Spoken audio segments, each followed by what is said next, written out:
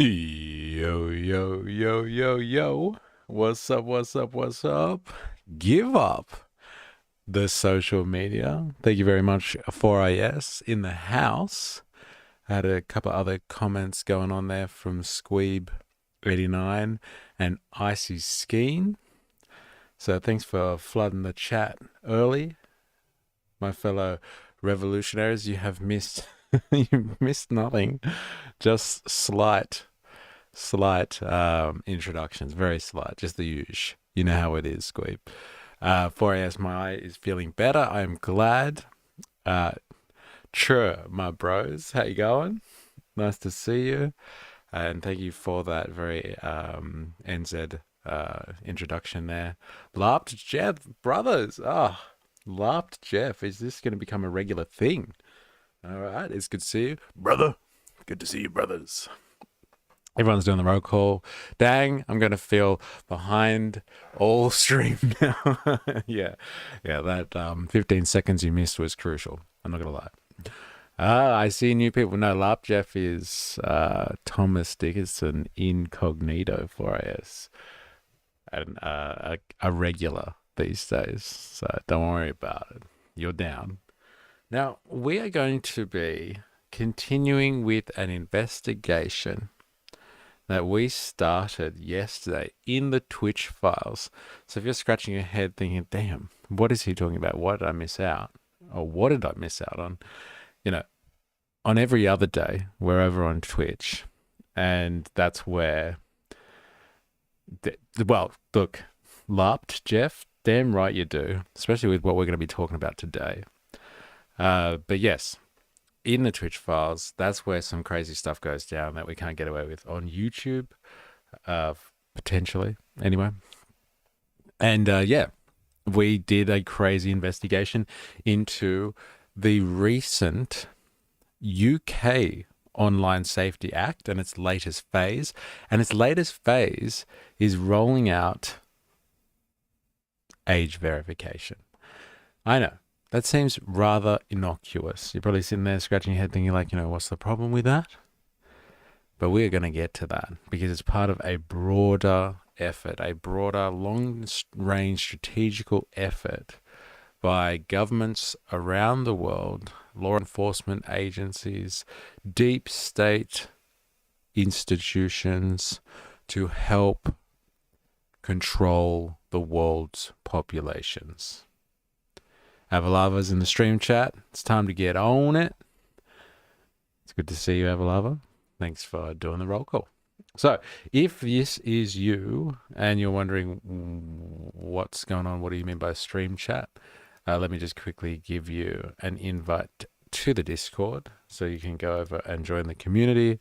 Just in case, you just want to watch this as somebody who's not signed into YouTube and you want to comment anonymously, because we're all about anonymity in this stream, particularly today. Yeah, go over to the Discord. You can drop your comments in the stream chat and just share your propaganda generally. That's our propaganda vehicle. Anyway, today, like the name suggests, we're going to be looking at Australia's social media ban.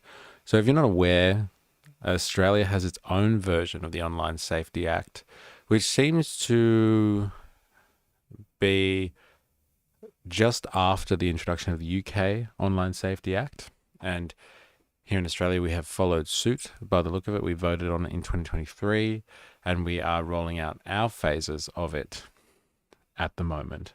And one of our phases of this Online Safety Act, which seems to be in its objects about cracking down on cybercrime and illegal activities, potentially online, nefarious activities online, illicit things online that shouldn't be there, that are potentially damaging. It's about protecting children, apparently. It's about looking after the kids. Everybody knows the Simpsons line, won't somebody think of the children? Like, it's all about this type of stuff. Now, my broad and overarching theory, hypothesis, or something that I want you to think about during this investigation today is the children, unfortunately, are being used as pawns in this whole debate over online safety. And as usual, the state government, with its dramatic and tyrannical overreach, is coming in and imposing itself on us, free individuals, and telling us what is good for us now in an online environment. And that is materially what this is all about. I want you to think about that. That is materially the position in this situation right now, is that there is governments around the world that seem to be coalescing around almost identical legislation. Online Safety Act is the name, and it seems to be doing the rounds across the world, and more specifically in English-speaking nations or the Anglosphere, but we will get to that. But this online safety legislation is doing the rounds of the world at the moment, and it's really surprising how well coordinated all these governments are. They're all calling their legislation the same things, and they're all got the same objects. It's about reducing cybercrime and illegal activities online. But specifically, and this is the kicker, it's about protecting children, about protecting the future generations from the evil internet. And the people that have been really thrown under the bus here, and like I it feels like I'm defending them, or it sounds like I am. I'm not. But the people that have been thrown under the bus here in order to protect the children, in order to get these potentially draconian laws through, are the social media companies. They are public enemy number one. They, with their evil algorithms and their predatory behavior, which is true, but like they are the ones that we need to regulate against. And so in Australia, you have something that has been coined the social media ban for under 16s. And the recent controversy around that is that YouTube has been added to that. They have been labeled social media. Who would have thought? Eh? YouTube, part of the social media landscape. Absolutely perplexing to everyone. Everyone's kind of beside themselves. How do they make that classification? But yeah, this is the latest iteration. But let's first get some context before I fill your mind with my propaganda and warp your thoughts on this one and give you my perspective. Let's just, let's get a bit of context for where this has already really been coming from. So we're going to go back in time. We're going to go back in time about 8 months into the past and see what the conversation was about this social media ban from back in the day. And then we'll take a little bit. We'll speed it up to now, and then we'll look at some more stuff that's going on there. So let's have a look. I can't believe that. Let me get my free tube open. I shouldn't say that out loud. Or should I? Am I being surveilled? We're about to find out. Oh, I can't watch it here. That's annoying. I'm going to open my window so you can see me messing around here. See my struggles.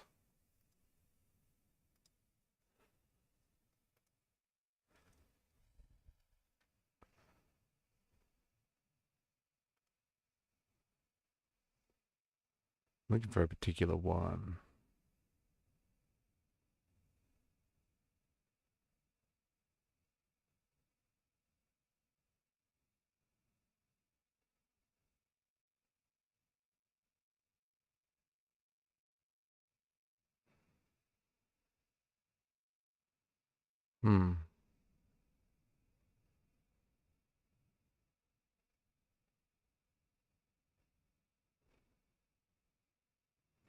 Well, that's unfortunate.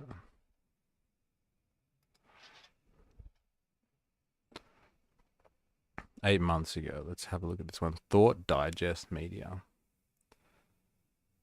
Let's go with that. See if we can even see it. Effort, we'll do it live. Big changes are coming down under. Australia has just made a bold move. becoming one of the first countries in the world to ban social media access for kids aged 16 and under. So this was from the 2nd of December 2024, just for context. So this is like, yeah, this is old now. But this is where it came from. This is what started all the conversation. So you've probably seen, conversation rolling around this issue, but not really paid too much attention to it because, hey, whatever. Let's see what comes of it. But we're getting closer to D-Day here, and D-Day is going to be December 2025. So we're going to discuss the ramifications of that. Let's break down what this means and why it's stirring up so much debate.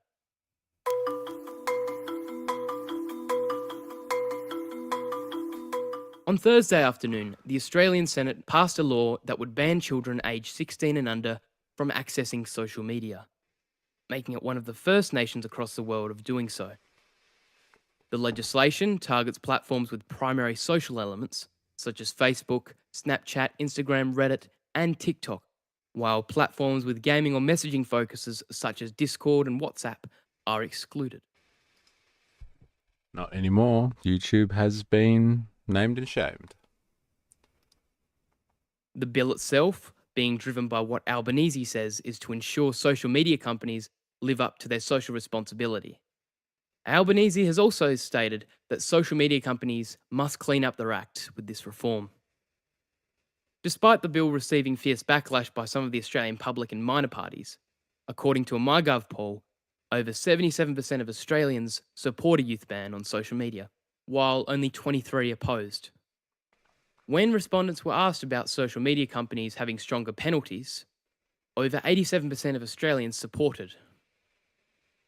Looking across all the states, all except Tasmania were supportive of the ban, although Tasmania eventually dropped their request of a 14-year ban so they didn't stand in the way of national unity, according to Albanese.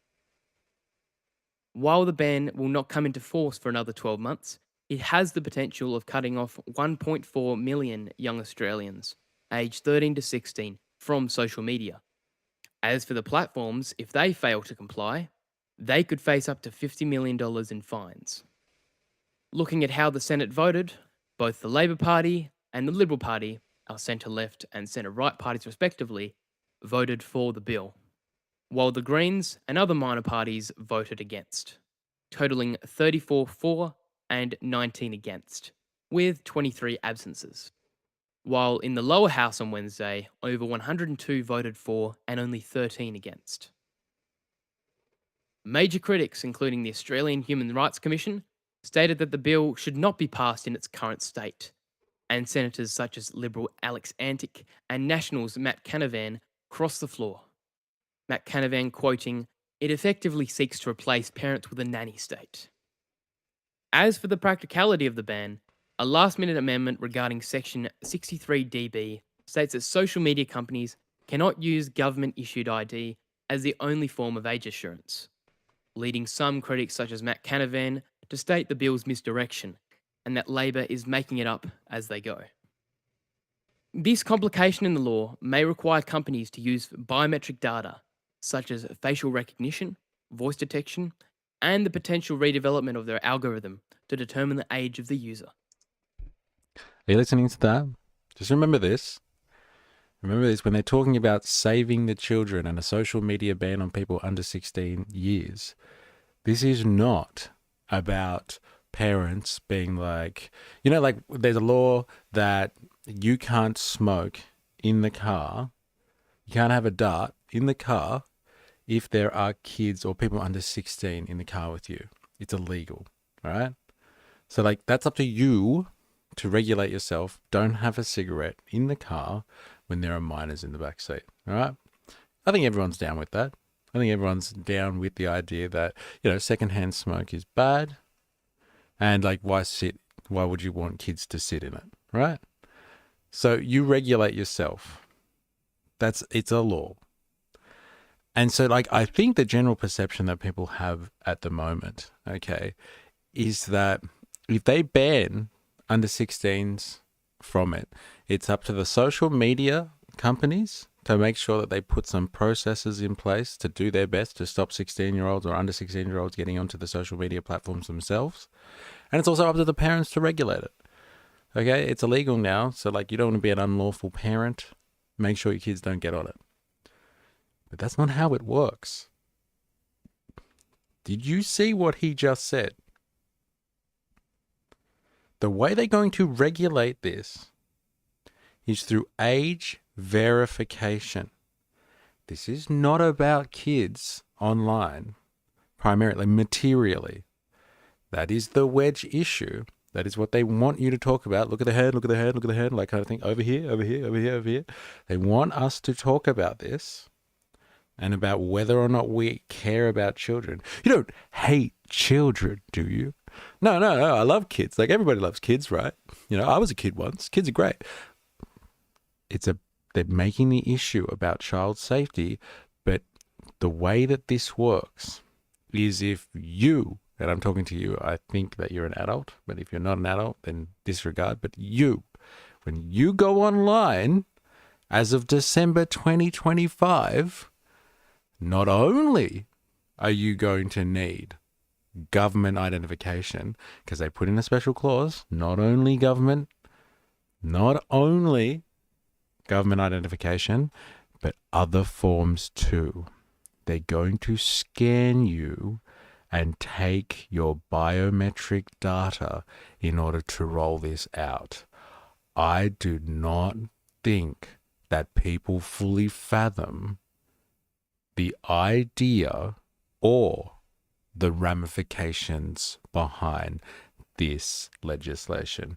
Here we have Avalava still maintains the position. I'm still 3 dogs in a trench coat. And here we go. Up till now, your online presence, your persona, that shadow, that digital ghost that follows you around, it could just be 3 dogs in a trench coat for all the government knows, for all the social media platforms know. And they all hate this because they're surveillance capitalists. And this is a surveillance capitalist state. And they do want to be able to pin you and put a real face to the name, to your pseudonym online. Like, you could just change it, laughed Jeff. Hey, who the fuck do you think you are? Mr. Free Citizen, you.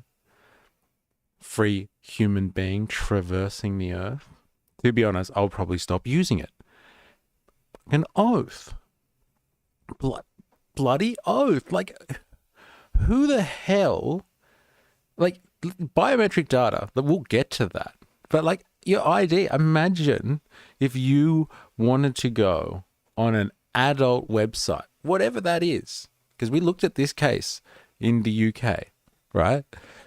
And whatever the government determines to be adult content, you need an ID for now. And this is just how it starts with social media companies, okay? But you will need, imagine if you wanted to look at adult content online and take that insinuation any way you want. You had to give over your ID, your driver's license, like you were being pulled over by the cops. They wind the window down and ask for your license, please. Would you give it over? Would you give your ID over online just to look at something that's deemed adult content? Ask yourself the question while you're watching this stream today. Coming from someone who has a pic on of his face as my profile pic. Yeah, well, it could be anyone, and you could have doctored it, like, you know. How are they going to manage this personal data? This data is leaked constantly. Yeah, another massive question mark in all of this. If I wanted to organize people's data in a forceful way so it's easier to collect and sell, this would be a great way to do it. Yes. If I was some shady character on the dark web right now, who trades in selling people's identity and identity fraud, I would be cheering right now that the governments of the world are coalescing around this issue. I would be absolutely cheering right now, can I just say. This is like the biggest development ever for that industry. Do you think that this will work for a face scan? Look, do yourself a favor if you are on the Discord and go and have a look at the stream chat right now. Jags put in something that I just don't think I can share on YouTube, and it's hilarious. It's from South Park, and the recent episodes that involved Trump and Trump's appendages. So, like, I think, you know what, Jack? I think you could use that as a face scan if you wanted, as long as you're consistently applying it and you provide multiple angles. Because when they take your biometric data, they really want you to turn around and give them the old, give them as much information as possible. So get multiple angles. That's all I'm going to say. That's my advice to you. Dilemmas in the chat. I'm noticing a lot of Seppo commentators starting to talk about our under 16 bans. A lot of noticing in general lately. Well, this is starting to become a big issue because I don't think anyone has thought about the logistics of this. It's just been like, so far, it's just been like, do you hate kids? No? Well, then protect them. Don't be an asshole. Social media is obviously affecting our children. Obviously. So we need to do something about it. You don't hate kids, do you, right? No, I said no already. Okay, calm down. All right, fine. Maybe we should do something about this. And look, I get it, okay?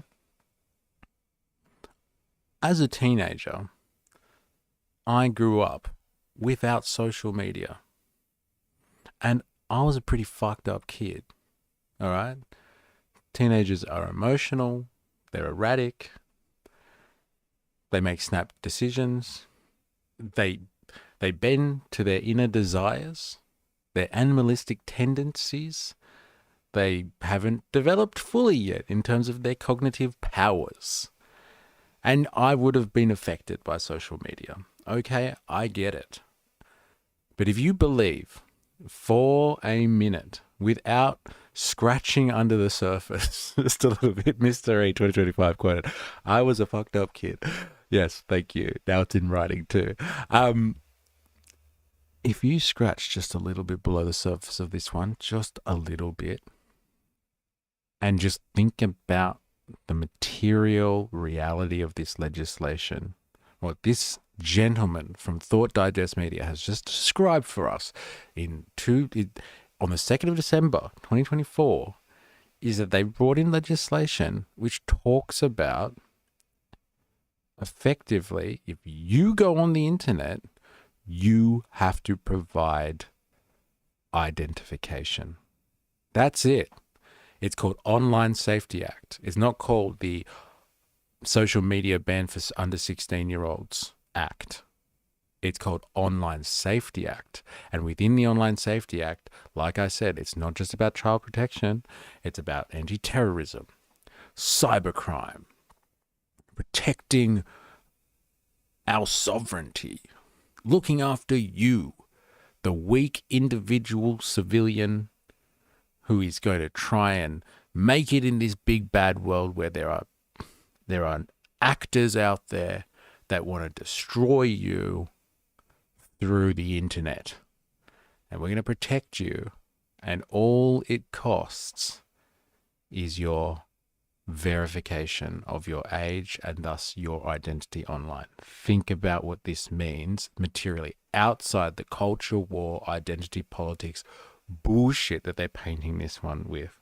Do you stand with children or not? And like, look at the MyGov polls. Like 80% of people think that there should be something done about social media and children, like kind of thing.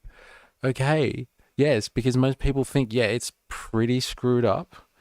And like not many people have spent as much time as we have over the last 6 months detailing all of the up shit that surveillance capitalists and techno-feudalists are doing to kids and younger people in order to feed their empires and like build their profits and their monolithic enterprises. No one has spent more time critically arguing against these predatory practices than us on this stream, day after day, going after the tech bros. But this is not about that. That's what they want you to think it's about. It's about us versus Mark Zuckerberg. I don't know, man. And we'll get to that. We'll get to that. Need a political movement where a party will enforce policies so that we own our metadata. Yes, that would be nice. When that Tim Pool was all for social media ban. I've never seen a chat turn on someone so fast. Well, look, there's going to be a lot of outraged people very soon. You're talking about chats turning on people. You're talking about like people just being turned on generally as a result of this, like this conversation. Man, it's coming. And like the US, like they've got the exact same thing at a federal level. They've got all the states. It's being played out in the states court system at the moment in the US.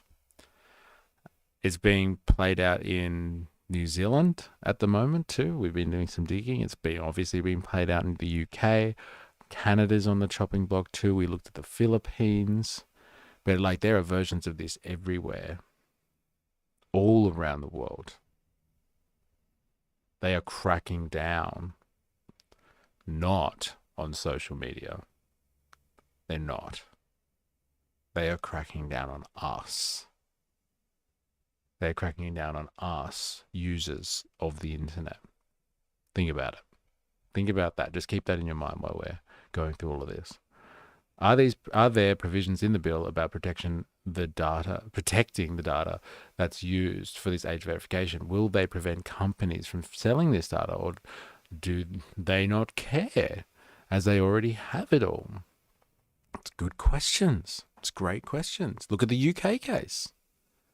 We will get on to all of this. So let's let this gentleman finish. All these laws always target / harm the individual and not big companies. Yeah, I don't think this is a problem for the big companies. Like, you know, there might be a few people that just don't want to give over their data and so they just turn away. They never use social media again. Maybe there's a handful of those people, but like most people will comply to a certain degree. They'll hand it over.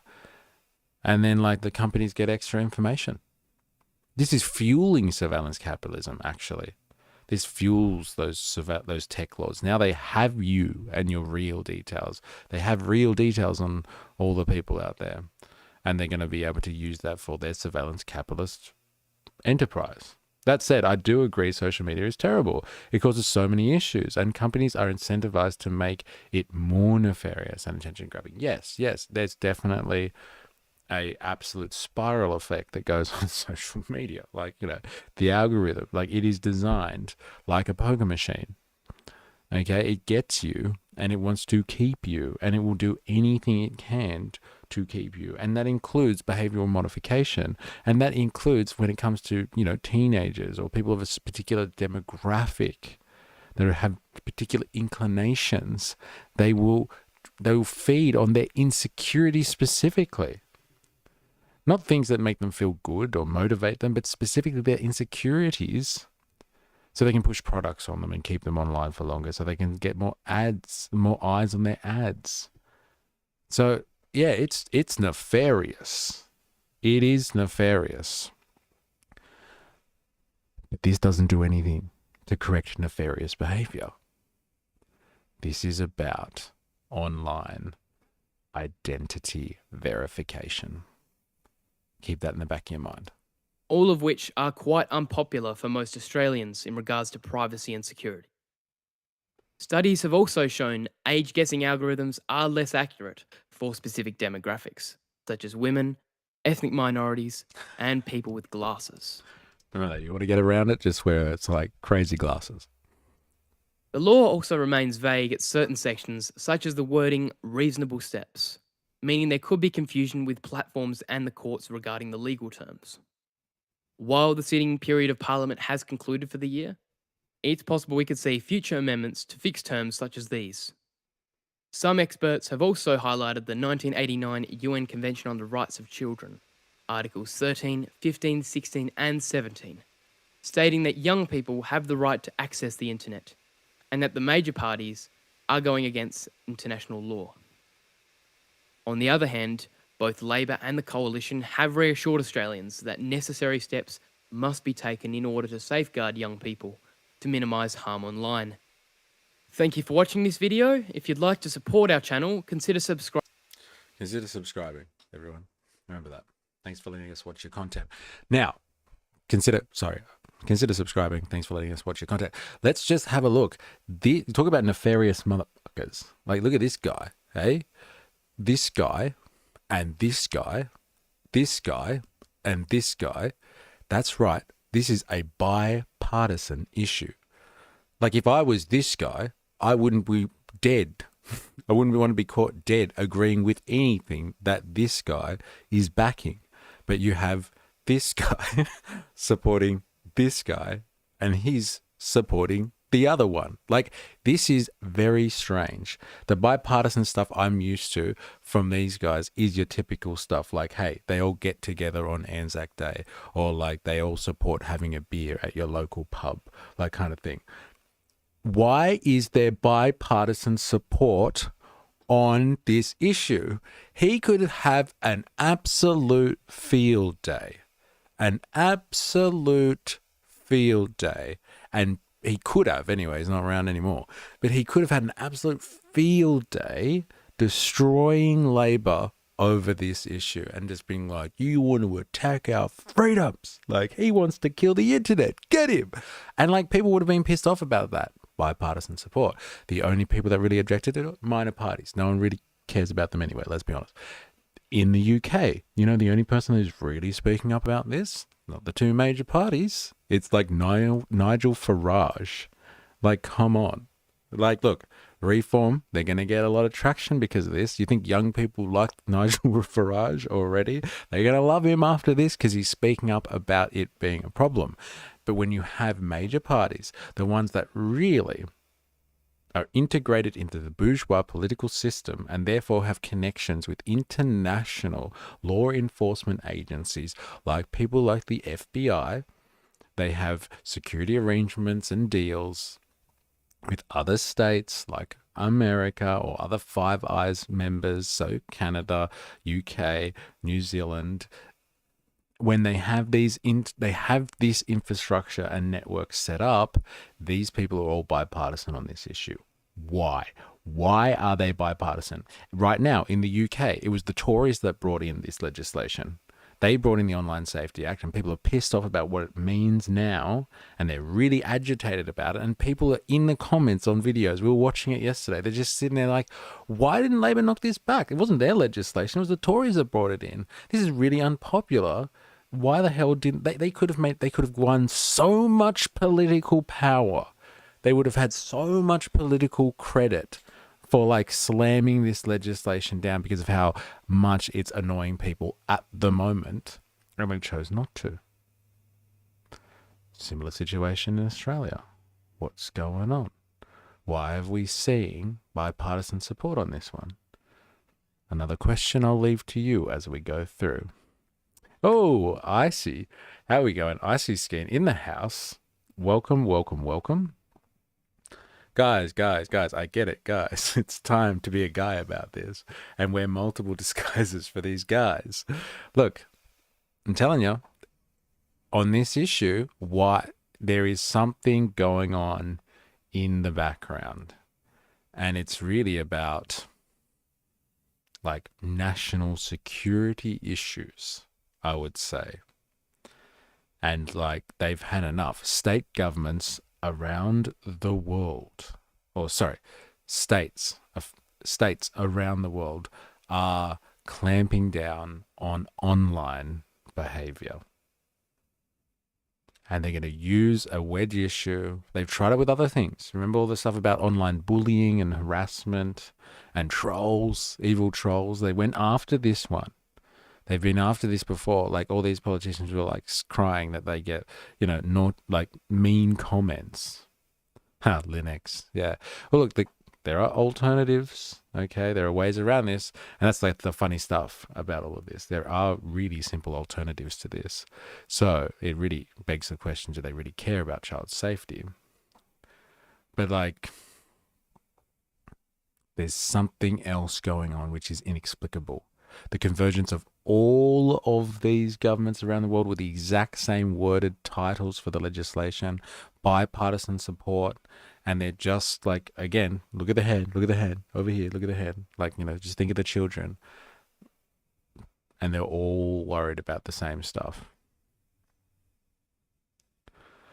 So let us continue, shall we? Let's look at something more modern. I'm going to pull up something that actually includes now YouTube in there. So let's have a look at what they've said about what's going on with YouTube and why was YouTube added to this all of a sudden last minute, eh? Obviously their lobby group wasn't that great.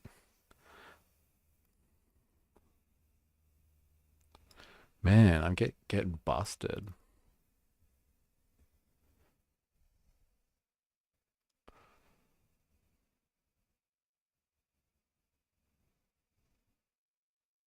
Cradling the ashes of his teenage daughter, Liv, Rob Evans holding a stark reminder of the dark side of social media. I can't bring Liv back, but if we can have an impact on making these tech giants realise that they need to make change and you're not going to budge on that, then I couldn't be prouder.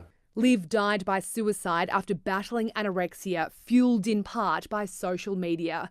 It spurred him to join other parents in pushing for this world-first ban. We know that social media is doing social harm. We want Australian parents and families to... Look, I don't want to judge, but like that was a little bit, I don't know how to really comment on that one. That guy was holding an urn of his daughter while he's campaigning around for a crackdown on social media. That's fucking heavy, man. That's heavy as. Like that's really you have to ask the question, is that why they went with that option? So he could carry her around for meetings and stuff like that? Man, you have to wonder what's going on inside these people's heads. That's heavy, man. That's really heavy. Capitalism and bad boy image is the issue, not social media. Unfortunately, cryptographic network is something we should learn. Yeah, we should. Most people aren't that savvy. The eSafety commissioner looks like she lures kids into the forest with candy. Yeah, we'll get to that. Voltaire, I thought the right hated globalists, but these right-wing backed companies with support of capitalist cuck left parties like to give more power to these multinational corporations. And I would argue that this type of legislation suits surveillance capitalists just fine at the end of the day, because they might lose a small part of their audience to some degree because people don't want to be inconvenienced or they don't want to give away their data, their important information in the pursuit of getting onto these platforms, but other people will do it, and so they'll have even more valuable data on these people. So all of this legislation does actually help surveillance capitalists. It helps surveillance generally. And, if you drew a Venn diagram, right, you have surveillance capitalist interests and surveillance state interests. What do they cross over on? Largely on the surveillance part. Okay, this one is doing for capitalistic reasons and this one is doing it for control. But even those things are two of the same, really. Let's be honest. But the overlapping regard for surveillance is key here, and it's really going to suit the surveillance capitalist world that we live in just fine. All of this type of legislation, they want to pin you down. They want to the panopticon, if that's what you're talking about. Yeah, that's what this is about. Surveillance generally. How many kids would be affected if their personal data was leaked after these changes? That's a good question. Means of control. All right, let's continue. to know that we've got your back. So from December 10, under 16s will be banned from using Instagram, Facebook, TikTok, X, Snapchat and YouTube, following an intervention from the eSafety Commissioner. But YouTube Kids will be exempt. The video streaming platforms still fighting for a full exemption, even employing one of Australia's most famous exports to help wiggle out of the ban. It was the black skivvies, it was Wiggles Inc. It was Wiggles management, not individual members of our cherished national icon, the Wiggles. We're not here to sledge the Wiggles. We love the Wiggles. Just not the platforms, YouTube and the others, to face fines of up to $50 million if they fail to comply, though it's still unclear how the ban will be enforced and how the tech giants will verify a user's age, with trials producing mixed results. Just hoping that these big social media companies will do the right thing is delusional. It's delulu. YouTube's owner Google has threatened to sue, but the federal government is doubling down. The Prime Minister revealing he'll use an upcoming trip to New York to advocate for Australia's teen social media ban to go global. I know from the discussions I've had with other leaders that they are looking at this. Which is precisely what tech giants had feared. Jane Norman, ABC News. See, it's really weird. They use these people and they parade them around, and like this guy's holding the urn. It's really disturbing how they use psychological warfare on us. Again, we're supposed to all be like, damn, this guy with a pink tie holding a pink urn. Maybe we should just let them ban everyone, and I'll just give over my personal information online, and I'm going to have to be okay with that. This is part of the manipulation. This is part of your manufacturing consent right here. Voltateur says some companies want their employees to use social media as well. I had to have a Facebook because they chose to communicate through it. I can see it getting worse, so we will be forced to give up everything in order to survive. So what's this one? Means of control. This book goes into this surveillance capitalism in depth. Byron Tao. LOL VPN. Yeah, well, yes, exactly. It's an easy workaround too. Like what Trump did with the kid with cancer. Yes, it's really sickening how they use these people as pawns in all of this sort of stuff. 2-year-old can get around this. How stupid are boomers? Like the TV censorship of the 90s. It sounds harsh, but it is political football. Well, shit, if he's got a pink urn, I don't need to look any further into it. Thanks, Daddy Government, for looking out for the little guy. Tech problem, solution. Tech problem, solution, problem, solution. They won't win. Yeah, and that's the cat and mouse game that we were speaking about yesterday. Then this is going to unravel into a tech cat and mouse game. And most people who aren't tech savvy won't get into the cat and mouse game, but there'll always be solutions ahead. With the new social media ban for under 16 in Australia, I propose this solution. Why not create 2 separate versions of social media, one for minors and one for adults? Adults can access their version by purchasing a token from a tobacconist or a liquor store. Pay cash, stay private. That's interesting. That's very interesting. Yeah, why not? Go the cash economy, eh? That's an interesting one. I think you should start a committee. And start lobbying. That's an interesting one. All right. So that's where we're at. Now, I want to go through, and as painstaking as this may be, or not as riveting, potentially, not very riveting, I want to watch the full thing of this. I want to watch what Auspol has to say. I want to watch what the eSafety Commissioner has to say for herself as well, because this is like where there's been people have been alluding to it in the comments already. Unfortunately, the senators, coalition senators who have walked across the floor to vote against this bill have said the same thing. But this is a perfect example of the fact that I don't know how else to say it without it sounding pejorative, but in a social state, so in a state that has some type of social safety net and securities for individuals, protections, the trade-off is this: the more you rely on the state to protect your interests as a class, as a group, you relinquish your liberties. So if I expect the state to protect me when I'm in the street, then the people that police the street, so police officers, then have the right to tell me what to do. And then I have to follow their instructions. So that's relinquishing my rights and freedoms in order to be cared for by a state authority. Very simple example.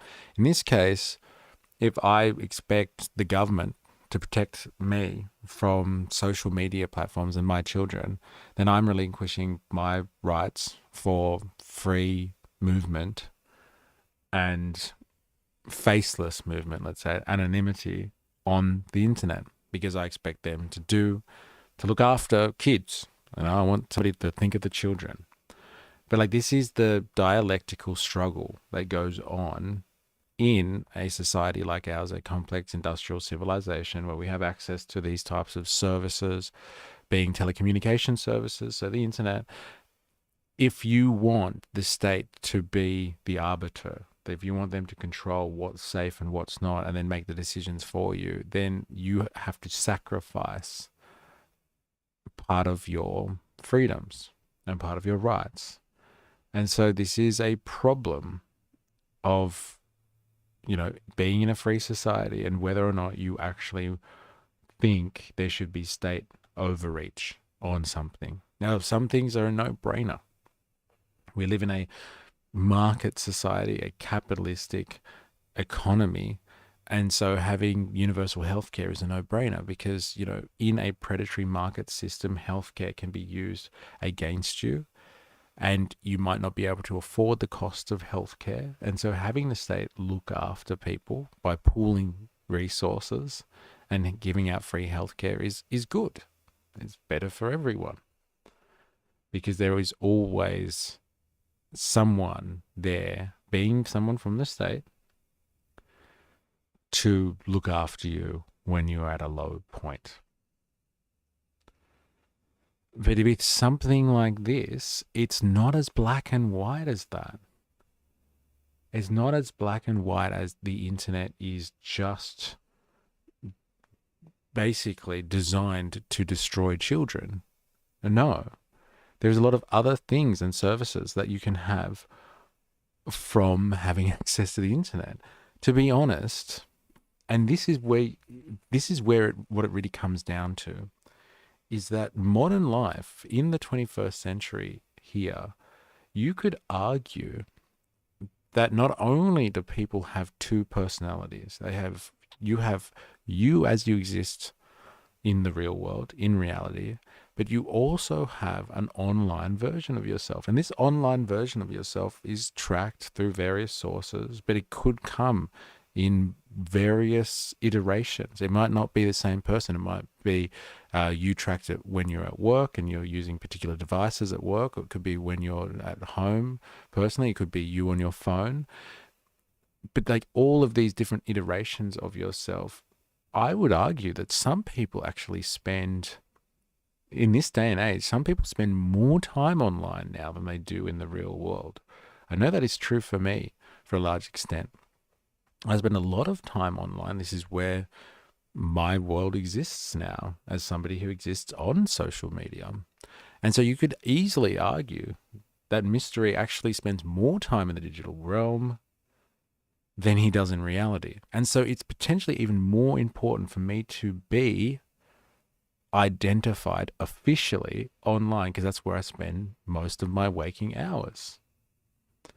And while it's lovely to touch grass and all that sort of stuff, just realistically, if let's say you work in an office arrangement and you work from home and you spend most of your working days logged in and online, you're technically online too. Volzatore's brought it up as part of a company that he has worked for. They have to have a social media presence because it's a requirement of their job. And so people are forced to actually use social media by their employers. All I'm saying is, in the 21st century, and this deep into the 21st century as we are right now, online presence is almost akin to your presence in the real world. Most people spend a lot of time online.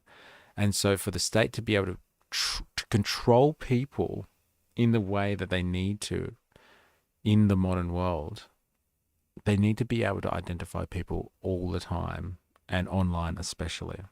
And this is a huge, huge reach to try and grab control back over the digital highways from people like the tech bros.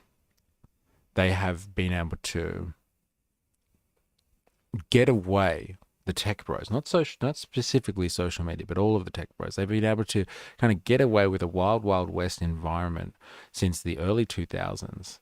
And now governments basically, they want in on the prize because their constituents anyway, these are our citizens, will surveil them. Thank you very much. We want in on the surveillance game. That was the point of all of this. If you remember what Shoshana Zuboff has taught us through her legacy work on surveillance capitalism, which is truly, if you ever get a chance to go through Shoshana Zuboff's work, it's fundamental, as it really explains to you how it was actually the deep state and government who wanted to surveil the world's populations and kind of saw a need to be able to do this, had a need to do this through, say it, say the thing, Shoshana, please. But like Shoshana Zuboff, look her up. She's incredible. And she just has the best name, let's be honest, best name in the world. But like, it was the government that wanted to surveil the world's populations in the wake of the September 11 attacks. They wanted to be able to surveil the world's populations, and they knew they couldn't convince people to do it. They couldn't convince the populations out there, especially American populations, because, they've set up their whole society, their constitution, in order to get away from government surveillance, open government surveillance anyway. And so they had to go through the private industry. So they unleashed the surveillance capitalists on the world. They unleashed the Googles on the world. They gave them free reign to do whatever they wanted and surveil us. And now they're roping it back. It's gone. The internet's gone berserk. The social media companies, huge tech bros from Silicon Valley have gone and taken over the world digitally. They control, like I said, let's just assume that everybody spends half of their time online now and half of their time offline. Half of people's reality is controlled by a bunch of tech bros. And the governments of the world want that back. They want back control of their people to a certain extent. And this is how they do it. This is how they surveil you, by identifying you online. Because let's not forget as well, and let's draw it back to a analysis of capitalism here. Because it always links back to the mode of production. If we're going to use a Marxian analysis of this, you can always link it back to the mode of production. At the end of the day, the capitalist machine works off turning value into profit somehow.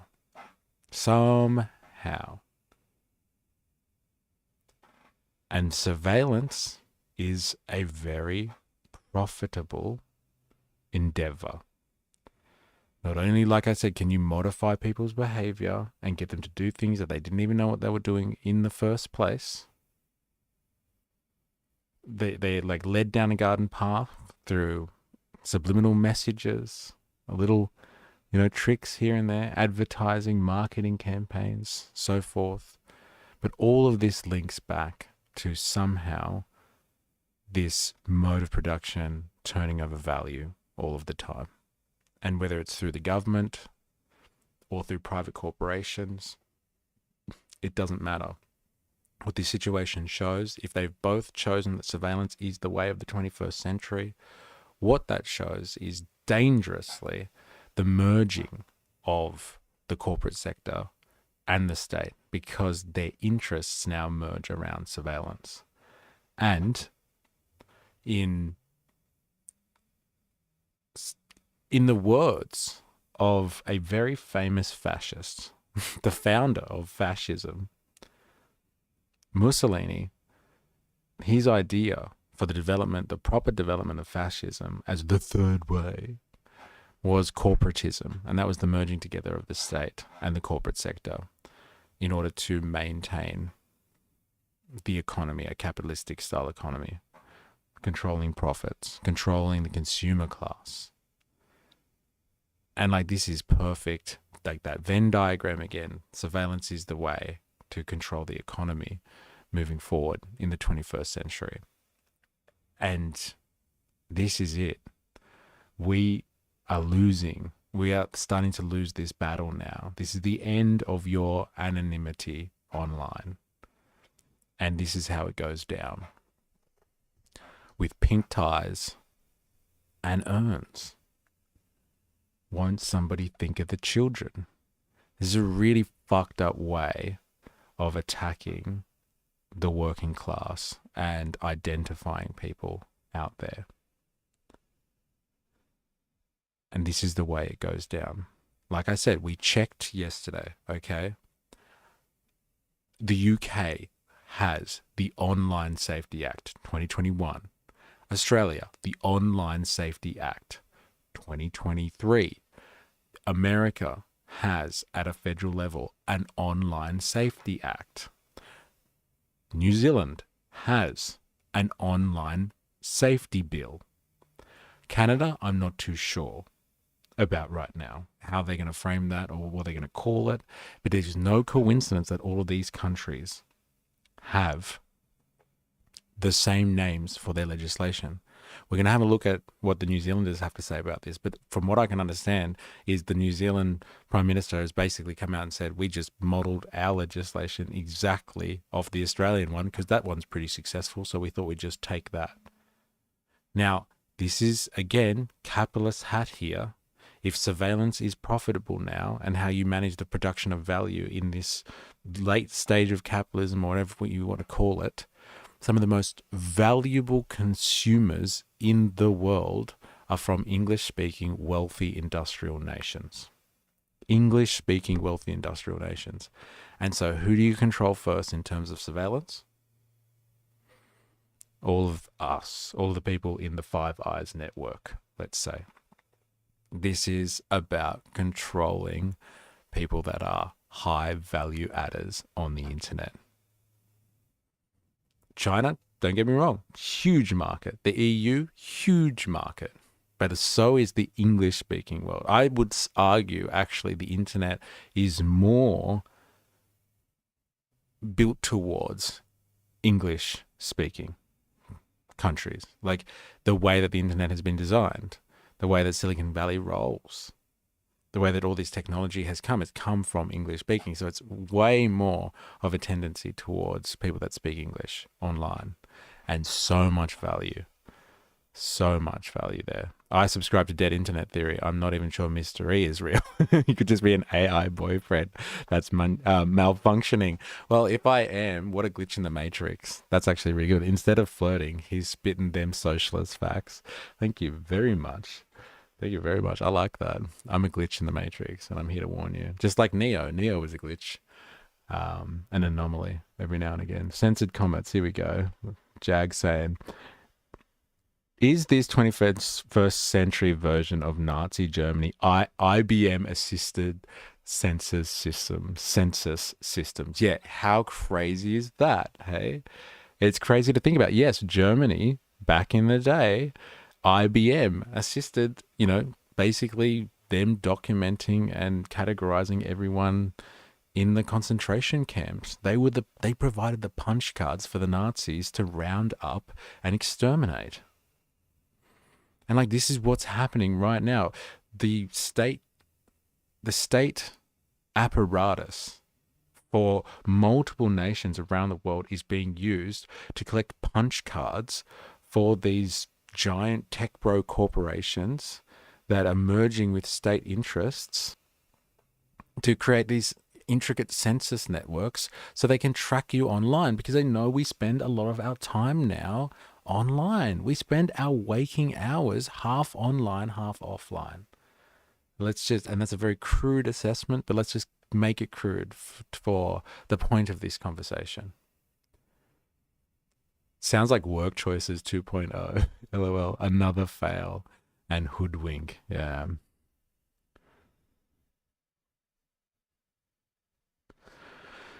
So, I've missed a bit in the chat here. I do apologize. But like this is where we're at. We got to think about things materially here. And if we think about things from a Marxian perspective, how do we look at this from, potentially how capitalism wants to see this to reproduce itself and produce value? Here we are, English-speaking countries all converging with the same legislation to block off this part of the internet.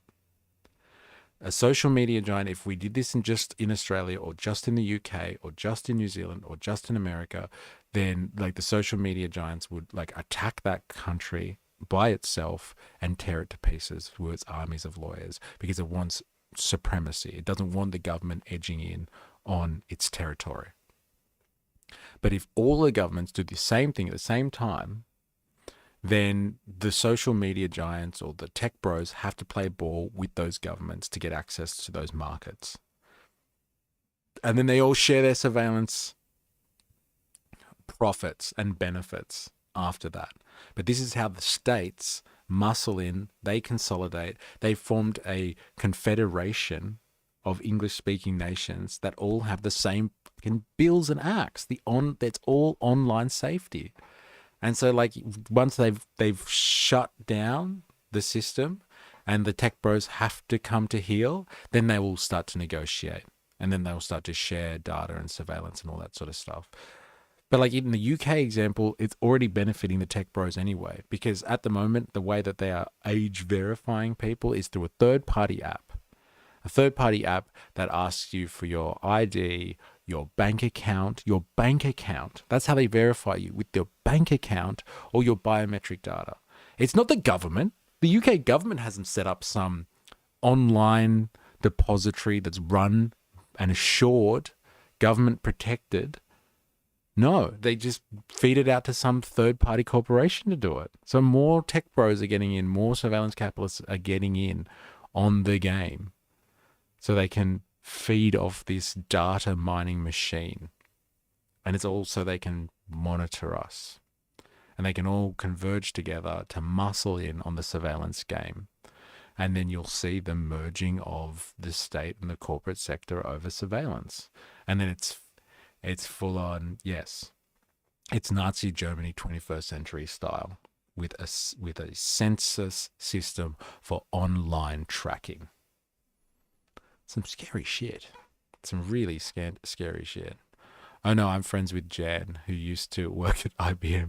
He lives in Switzerland and works on the internet protocol I use consistently, a scanner darkly. All right, I'm going to finish my rant there because I'm sure you want to see other stuff. But let's quickly then, I will back up my claims about New Zealand, and let's quickly see what the members' bill was for the social media ban in New Zealand. It's the exact same stuff. It's scary how similar this stuff is. Let's have a quick look. Children, whether it be through... I haven't watched the whole thing, so let's have a look. Well, kia ora, good morning everybody. I want to start by acknowledging the fantastic work of our Tuki MP, Catherine Wedd, who's done an amazing job drafting her members' bill on regulating social media for under 16-year-olds, which has been announced this morning. Catherine's worked extremely hard over the past 18 months to get this bill ready to go. This is on the 6th of May 2025. We want to protect our kids from the harms of social media. Members' bill introduced to ban social media for under 16s. This is identical stuff. New Zealand National Party. That's why today National has introduced a members' bill to ban social media for kids under 16 years old. There it is. And to get it signed off by our National Party caucus and team last month. And I have to say, as a dad, I feel very strongly that we need to do a lot more to keep our kids safe from online harm. This is an issue that I've been passionate about since 2018. We have restrictions to keep our children safe in the physical world, but we don't have the equivalent restrictions in the virtual world. We have age verification in the real world. Where's our age verification online? How do we know who you are online? That's what this is. We should, frankly. It's time that New Zealand acknowledge that for all the good things that come from social media, it's not always a safe place for our young people to be, and we need to do something about it. Parents and teachers are constantly telling me that they're worried about the impact that social media is having on our children, whether it be through cyberbullying, exposure to inappropriate content and exploitation, and also social media addiction. Now, parents obviously have a very big role to play in monitoring what social media their children are consuming, but so too do the social media companies, frankly, and this bill will empower parents as a result.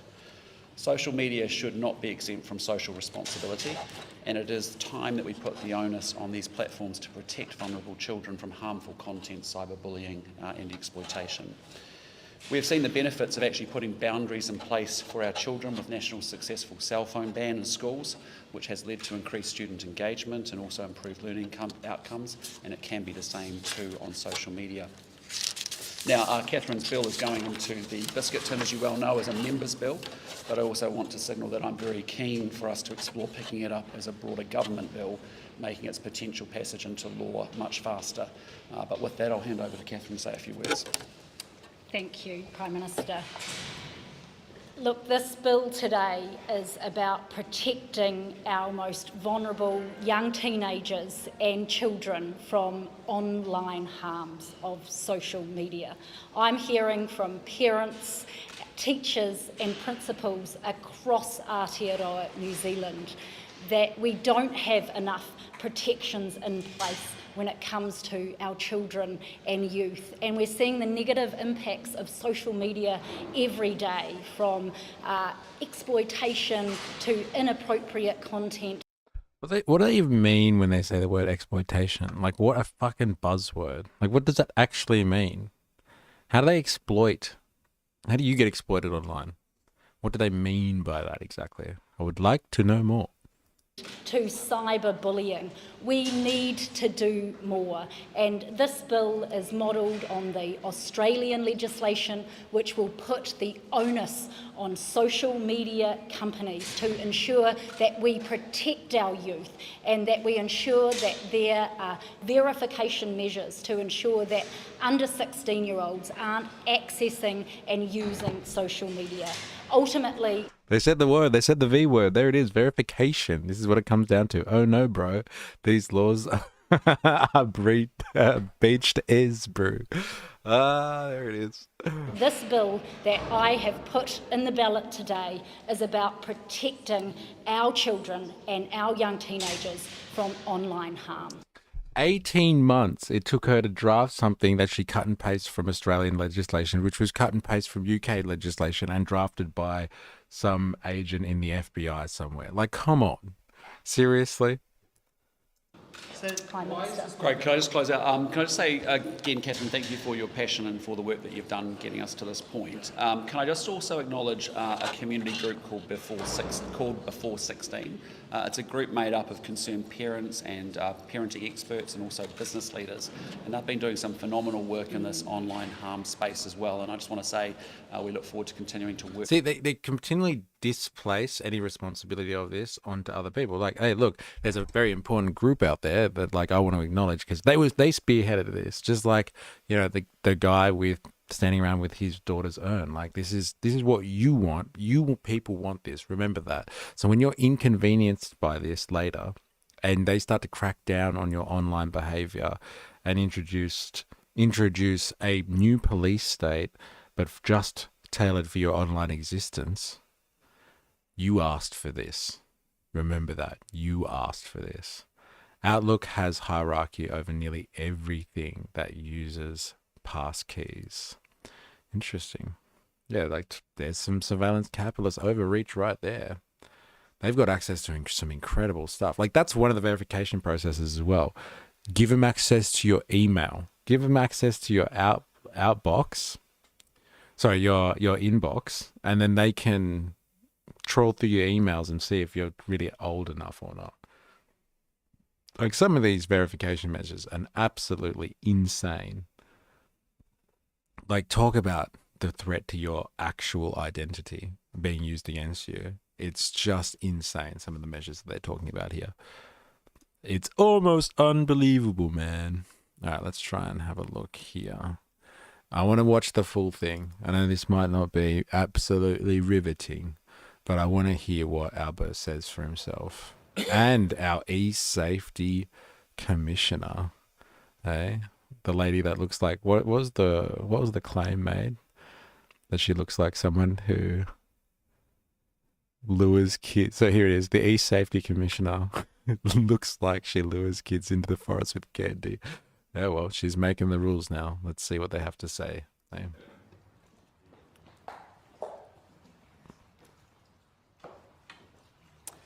Good morning. Firstly, I want to... When looking at this from a US point of view, I love the contradiction of the idea that we must protect our kids from this crazy world, but also ban abortions and force children into this crazy world. Yeah, that's a very interesting contradiction, isn't it? Like, I often think about, like, I hear, like, little tidbits when someone like Charlie Kirk battles students on a campus somewhere at a university and, like, completely blindsides them. But, like, you see his two talking points of, like, why is there a problem with, like, with blacks in America, kind of thing? And his argument is always just because they don't have proper family lives, because they're, the fathers are never there. And so blacks commit more crimes, and, like, that's why they get picked up by police. And it's got nothing to do with race. It's got to do with family. It's got to do with making sure that everyone has the right family life. And this modern world degrades family life. And then at the same time, they're arguing with people over whether or not you should have abortions. And, like, I think most people that decide, or a lot of people that decide whether or not they want to have an abortion, is about whether they have the ability to give the child a good family life. And so the contradiction in that type of argument is ripe. Is absolutely ripe. Just like this one. We want to ban kids from doing things. We got to protect them from our crazy world.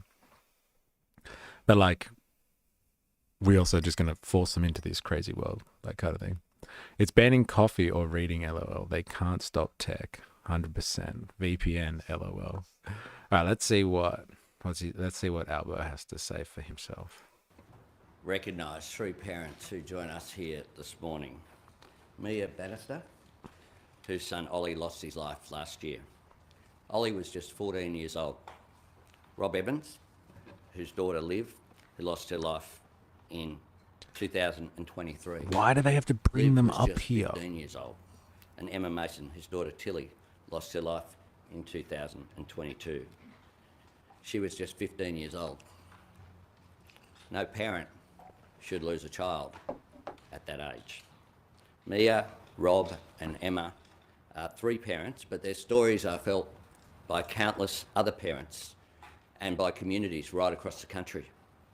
We know that social media is doing social harm, and my government and this parliament is prepared to take action to protect young Australians. Social media companies have a social responsibility. That's why today we're pleased to announce that our government is tabling rules that specify which types of online services will be captured in our world-leading laws. Importantly, following advice from the eSafety Commissioner, young people under the age of 16 will not be able to have accounts on YouTube. They will also not be able to have accounts on Facebook, Instagram, Snapchat, TikTok, X, amongst other platforms. We want Australian parents and families to know that we've got your back.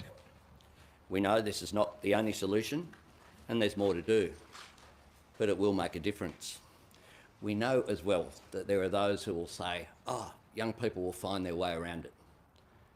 That's not a reason to stop the other laws that we put in place about alcohol consumption or about purchasing of tobacco or other areas where governments act to identify clearly what are the community's expectations. I'm proud to lead a government that is on the side of families, and I want to acknowledge that there's broad support across this parliament for this reform, and I want to make sure that that broad support continues, and I'm confident that it will. I also want to thank and acknowledge the 36 months and the Let Them Be Kids campaigns. They have been important in mobilising support and showing that those parents who say to me that this is what... What is a Let Them Be Kids campaign? Anyone want to cross that?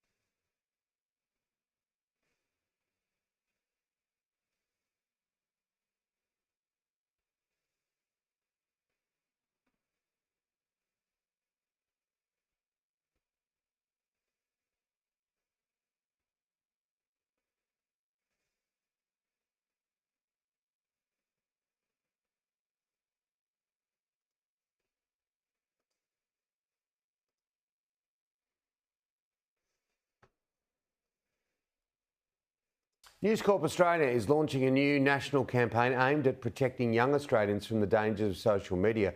The Let Them Be Kids campaign is calling on the federal government to increase the age children can access social media platforms to 16. Child advocates and health professionals are supporting the push. Psychologists believe excessive social media usage is worsening the youth mental health. What has News Corp got to do with starting a campaign like that? That's interesting. Why the hell is News Corp behind that? Any guesses on that one? We talk about before and after school at the drop-offs. This is what we talk about at the sidelines of sporting events. Is not just them, is not just their school or their cricket club or netball team. It is parents right across Australia feel like this. Parents want to get their kids off their devices and onto the playing fields. They want children to be able to enjoy their childhood, and that is what this is about.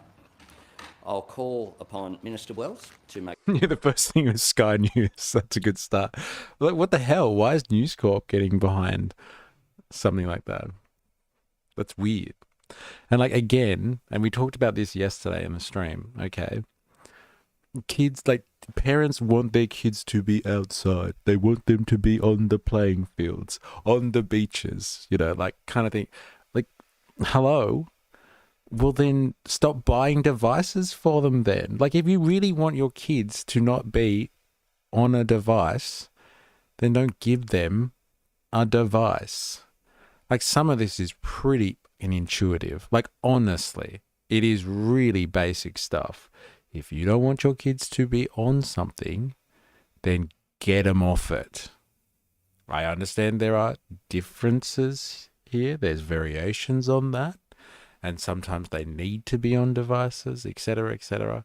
But like, if you want them to be outside, then take them outside.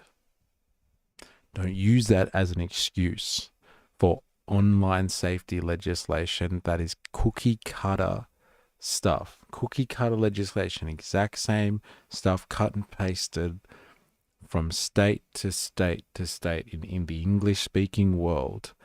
These things don't add up. I'm sorry. And all the rhetoric so far from the man himself has just been like, we got to look after kids. I haven't heard him say the Online Safety Act yet. Well, so I live next to a primary school. I see so many kids walking home on their phones. Crazy shit. Yes, it is crazy. And like, I remember being a kid and not having phones that were accessible. Somehow we survived. Somehow, I don't know how we did it, but like, you know, it wasn't an option and we survived. It was a radical world. Have you ever thought, yeah, we watched that one yesterday. Can we just watch that again for context? Thank you, 4AS.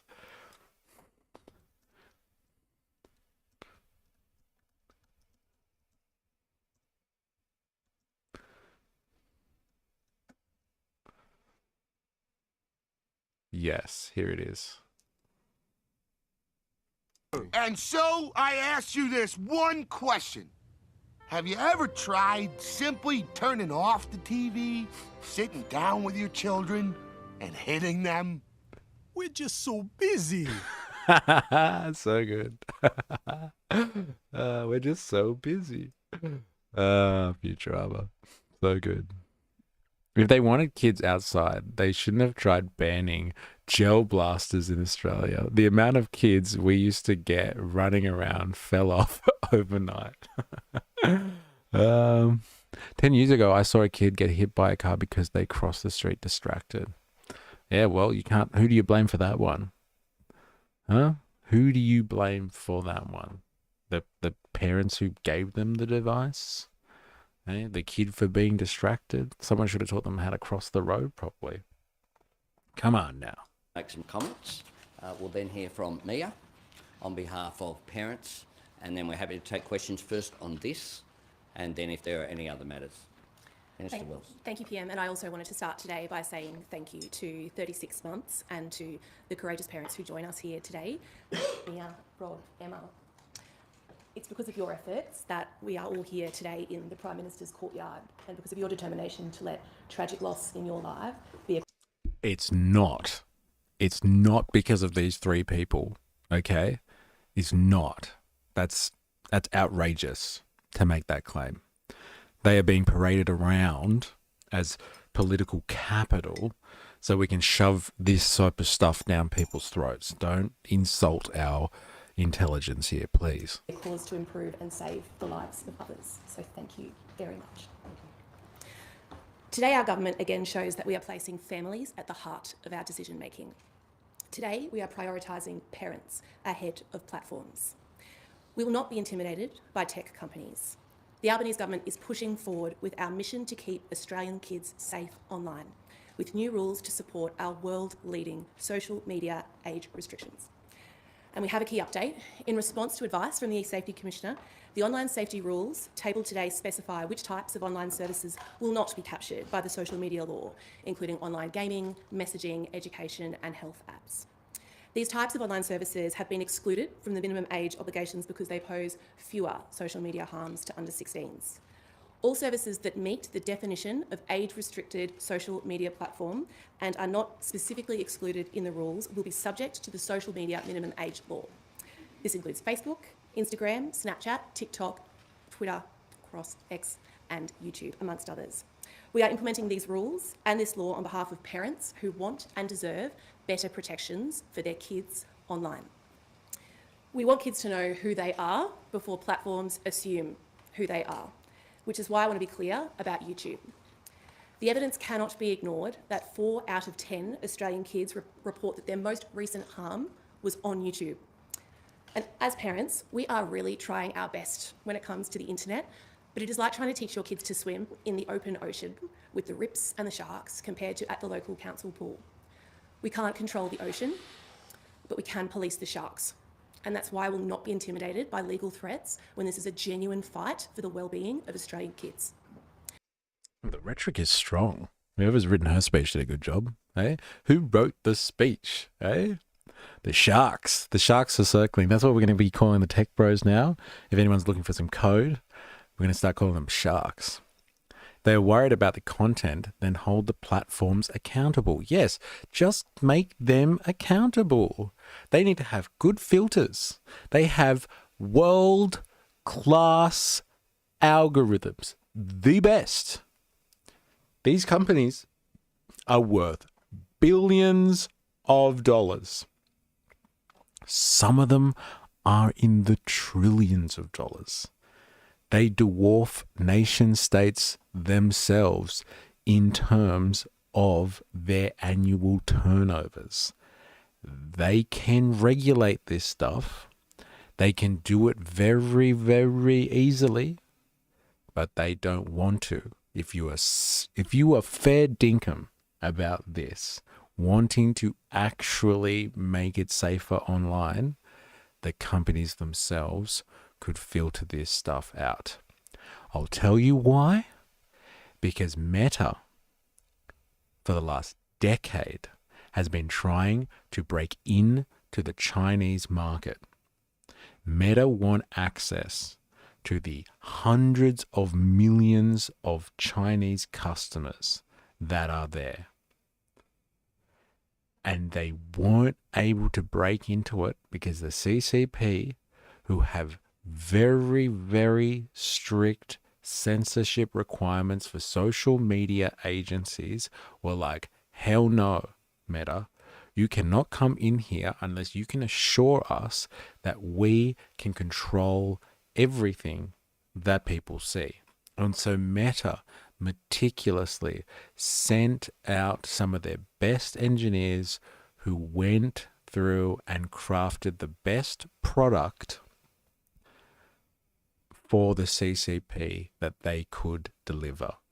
This machine, this algorithm that works in China for Meta is world class and it delivers exactly what the CCP wants. Now, if you were any government around the world, like the Australian government, the US government, any of the governments that are considering this information right now, you could be very clear that if you want to operate in this country, then you make sure your platforms are safe and airtight. If they can make it airtight for the CCP, they can do it for anyone. But that's not the issue here.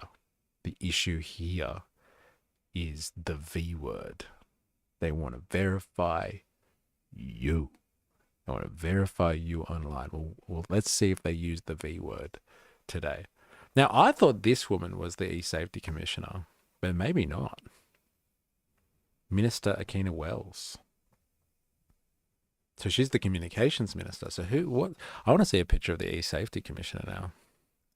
I haven't gone down this rabbit hole enough.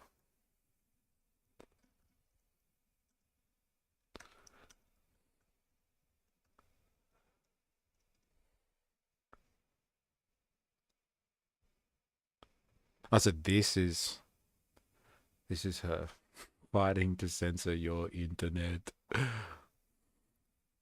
So this is the lady that goes in with Candy about us, eSafety Commissioner. Julie Inman Grant commenced this 5-year appointment on the 22nd. Oh, sorry, in 2022. Extensive experience in the non-profit and government sector. Spent 2 decades working in senior public policy safety roles in the tech industry at Microsoft, Twitter, and Adobe. Hey? Interesting. All right, dilemmas. It's a big call. Hey? Would she entice you with candy? They have no issue censoring our comments. Yeah, I know, right? Yeah, the algorithms are working fine in that regard. Yeah, when they're worried about us saying, unsavory things on their platform, they can wipe that one from the record easily, can't they? Hey? Easily. That's a good point, actually. Satanic Panic Dungeon and Dragon vibes. Whoa, this is a dangerous analogy. They have no issue censoring our comments. AI meant to be smart. Obviously not. The amount of tech illiterate boomers in power is wild. She used to be the sports minister. She must have changed ministries. Okay. Interesting. All right, let's go. A fight the parents beside me have tragic reasons to wage, with fearless determination. There is no perfect solution when it comes to keeping young Australians safe online, but the social media minimum age laws will make a meaningful difference. And we haven't arrived here alone. There have been many campaigns like the Let the Big Kids campaign, like the 36 Months campaign, like these incredible advocates who have worked to get us all here today. There is a place for social media. There is no place for predatory algorithms, and that's what we're cracking down on. And there is no cure, but this is a treatment plan, and this... Sorry, did they stop being predatory when you are past 16 years old?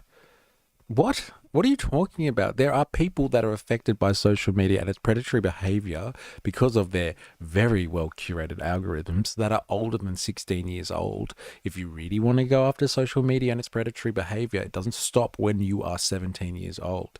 17-year-olds are just as vulnerable as someone who's 24 or somebody who is 34 or, up to whatever age. Don't give me this bullshit about protecting kids from predatory algorithms. If you're worried about protecting us or people from predatory algorithms, you should be worried about the platforms themselves. That's right. Is too important for us not to have a good crack at it. So please welcome Mia. Thank you. Firstly, I'd like to say thank you to the Prime Minister and Minister Wells and 36 Months for having us here today. I'm here to represent my fellow parents, Emma Mason and Rob Evans. Ollie, Tilly and Liv, their lives mattered. Thank you to the collective of individuals, charities and organisations who came together and sang from the same song sheet to make this legislation a reality. It wasn't the result of one voice, but the power of many, united in purpose, driven by hope and committed to protecting our kids. A special thank you to 36 Months for their kind invitation to join them in Canberra for this significant announcement. What is 36 months? Does anyone know?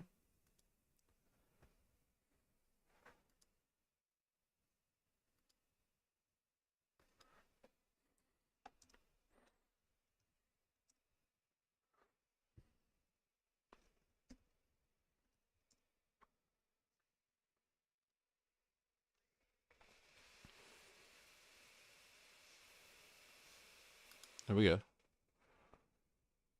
You guys see this? 36 months. 95% of 13 to 17-year-olds globally are on social media. Move that over so you can see it properly. Deteriorating mental health in teenagers driven by social media overexposure is one of the fastest growing health risks in the world. Left unchecked, it threatens the development of an entire generation.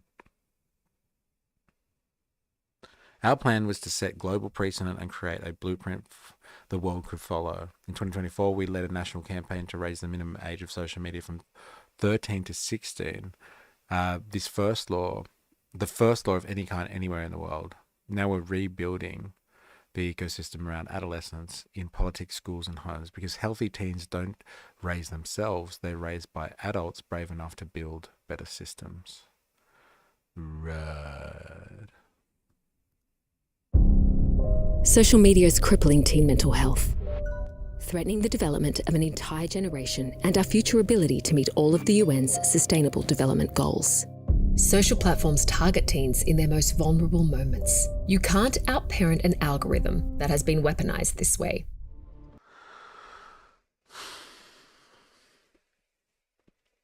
You can't outparent an algorithm. You can take devices away, though. Just saying. So we elevated the issue from a communications debate to a public health crisis. Our plan was to set a global precedent and create a blueprint the world could follow. Legislative change to raise the age of social media from 13 to 16. Mr. Albanese. It started with a call out to lawmakers. If you were to make this an election promise, then you will win the vote of every parent. We built a brand on hope, not fear, and kept the conversation in the news cycle. We're driving everybody to 36months.com.au to sign the petition. We gave mums and dads a platform to become change makers and formed an unignorable chorus of voices with grieving parents at its heart. Please, Mr. Albanese, raise the age of social media to 16 because 36 months could change a life. We became students of what laws needed to change and how, and partnered across sectors, civil society, brands, academia and government to mobilise a movement. We need to stop having talk fests. We need action. Parents deserve it. And then? Social media is doing harm to our kids, and I'm calling time on it. Australian lawmakers have passed a bill, a world first, to ban children from using social media. In just 142 days, we achieved world-first legislation with bipartisan support. For the first time since the dawn of the internet, societal well-being has beaten back big tech. It's making families... Look at all those happy teenagers there. Do you reckon they're very happy about this legislation? I would say probably not. Oh my God. Dilemmas as a parent. Yes, you can out-parent an algorithm. There you go. There you go. You look so disappointed, Mr. E. Like, it's just that some of the responses to this stuff is just so, obviously simple. Like, you stop making it out like you're completely powerless and like these algorithms run your lives. They don't run your lives any more than you can pick up a phone or get online. You know, you can control this stuff. What people are talking about here is relinquishing that control and getting somebody else to fight the battle. And that is fine. I'm not objecting to that, as long as you understand what the ramifications of that are, which is, okay, but when I relinquish my ability to fight my own battles, I'm also relinquishing my autonomy, my freedom, and in this case, your anonymity. As long as you recognize that, because once you go down the rabbit hole, once you go down that path, that garden path, you don't really come back from it. The narrative will be, don't be negative. That's the issue. Neoliberalist as fuck. This was an AI script. This was built on hope, not fear. Dun, dun, dun. I want to know who their sponsors are. Eh? Anyone interested in that one?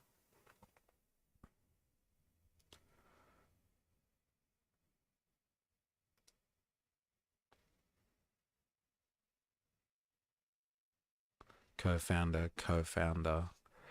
community. And look at all these people, right? Don't they look like the types that just live on social media presence? Hey? Heavily curated social media profiles, these people. They look like regular people. That's funny. Okay, here we go. Supported by KitKat, Hyundai, Medibank, Nova, IHG Hotels and Resorts. Interesting. Now, where's my AI research assistant? Here we go.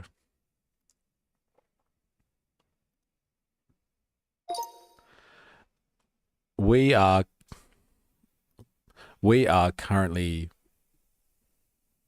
in a stream where we are investigating the social media ban for children under 16 years of age in Australia. And we have come across a campaign group called 36 Months. Now, I would like you to speculate or investigate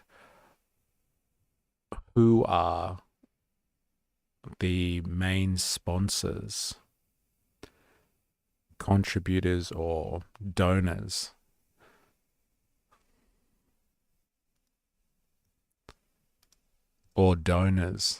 for this movement.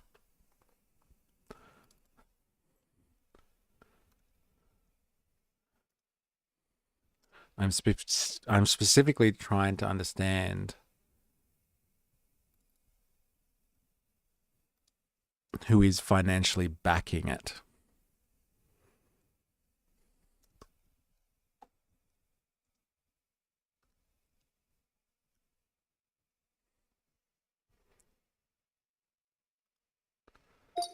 I'll let that speculation bubble away in the background then, shall we? Nestle, LOL. That's rich. Yeah, I know, right? It's like, yeah, social media is evil. Now, to get kids hooked on junk food, yes, let's get them back to eating, spending their time eating chocolate. The problem is these people are governed by their algorithm, and their algorithm is telling them it's a good idea. Yeah. They all hate X, but they can't help but go on their feeds. You go on there and feed the trolls, and these people are supposed to be in charge. Yeah, there's a lot of contradiction going on here. There's a lot of delicious contradiction. It's still thinking. It's struggling today. I was trying to talk to Gemini earlier this morning. It's taking its time. Poor Gemini. She's struggling. I wonder if it is a she, actually. All right, back to it. This restriction, while specific to account creation, is a good starting point. We won't stop pushing for real, meaningful reform. Together, we made change happen, and together we will keep going. Thank you. Well, thank you so much, Mia, and thank you for the courage that you and Rob and Emma have shown. And we know that Ollie, Liv and Tilly are with us today in spirit. Ian, Kieran. you said you're not going to be intimidated by the tech companies. You're going to be at the UN in September. Will you seek to... Can you guys hear that in the background? I'll try and turn it up. Mobilise international support so you can stare them down? I've written to James Larson, our representative at the UN. We'll be holding an event in New York along with 36 Months and the Let Them Be Kids campaign. And we will continue to advocate. This is our position. It's up to other nations what they do. But I know from the discussions I've had with other leaders that they are looking at this and they are considering what impact social media is having on young people in their respective nations. And it is a common experience. This is not an Australian experience. This is a common experience which is seeing governments, including, I'll be with Prime Minister Luxon in a couple of weeks, just across the ditch. New Zealand, for example, is acting along pretty similar lines. One for the Minister, if I could. Sure. It's 4 months until these regulations, these rules come into force. The age assurance trial is still ongoing. Some of the big platforms say they're still unclear of, as part of legislation, they have to take reasonable steps. They're still unclear on what reasonable steps actually mean, what they have to build, what they have to implement on their platforms. When will you give them more clarity, and when will Australians actually know what sort of verification processes they'll have to go through to access these platforms, people above 16? There are a couple of elements in there. We are still waiting on the age assurance final recommendations to come back, and we'll publish those for you as soon as possible once we get those. I'd make the distinction though, there has been 12 months allowed for this to happen. Social media platforms have been on notice since December last year that this was coming. They have had 12 months to work with the eSafety Commissioner to determine what that looks like for their individual platforms. Obviously there's proprietary technology, obviously each platform works differently, obviously they're all competitors. That means they need to work on a one-on-one basis with the eSafety Commissioner. But I think reasonable steps is reasonable. We are backing parents. The platforms have a responsibility, a social responsibility, as the PM would say. The onus here is on the platforms. Come 10 December, if your kid has a Facebook login, Facebook account, it is on Facebook to deactivate that account. It's not on the parent to police that on behalf of Facebook. And there are sort of 4 reasonable steps that platforms have to take. They have to deactivate existing accounts that they know. They need to make sure that no new accounts are activated. They need to take reasonable steps to make sure that any workarounds or mitigations, because kids, God bless them, are going to find a way around this, and maybe they're all going to swarm on LinkedIn. We don't know. Like, these are meant to be working rules, and they also need to sort of correct any errors as they arise. They're all going to swarm on LinkedIn. Hey, meanwhile, LinkedIn, hey? Could you imagine kids start like piling up on LinkedIn, start putting out their resumes, they can all hang out and chat with one another? That'd be fucking hilarious. Hey? They all start taking courses together, improving their skills. Hey? What an unintended consequence of this legislation that would be. You have all these highly skilled kids running around on LinkedIn, taking courses, learning how to be, you know, the future leaders of our society. God, if only they knew what they were up to. They're going to produce the next generation of warriors in the economy. Hey, life is looking up. Because these are not set and forget rules, these are set and support rules. They are world leading, but this is manifestly too important for us not to have a crack. Here and then Claire. This restriction on YouTube only applies to account holders, as you've both touched on. What guarantee is there that kids won't still be able to see harmful content on YouTube if they don't have an account? Well, one of the reasons why that's been done, for example, is to allow teachers in classrooms, for example, if they want to show a YouTube video or what have you, or parents for that matter, something that's educational, we recognise that many of these social media isn't all bad. We're not saying that. So what we want to make sure, though, is that we restrict the harmful content. Claire? Yeah, could you imagine all these kids doing courses? They're going to be well trained. They're hanging out, doing courses together. LinkedIn's going to love that. Pretty sure Peter Thiel is a beneficiary or was one of the investors in LinkedIn back in the day. He's all over it, that guy. Oh, I've been in the censored comments for too long. There's a stream chat going off here too. Oh, I've missed a bit in the stream chat. Oh, I missed heaps in the stream chat. I'm sorry. I'll try and keep my eye on it. This is from like 20 minutes ago. Hey, total hot take here. Do you think that there is an element of the few ruining the internet for the many? There is no such thing as an Instagram account anymore.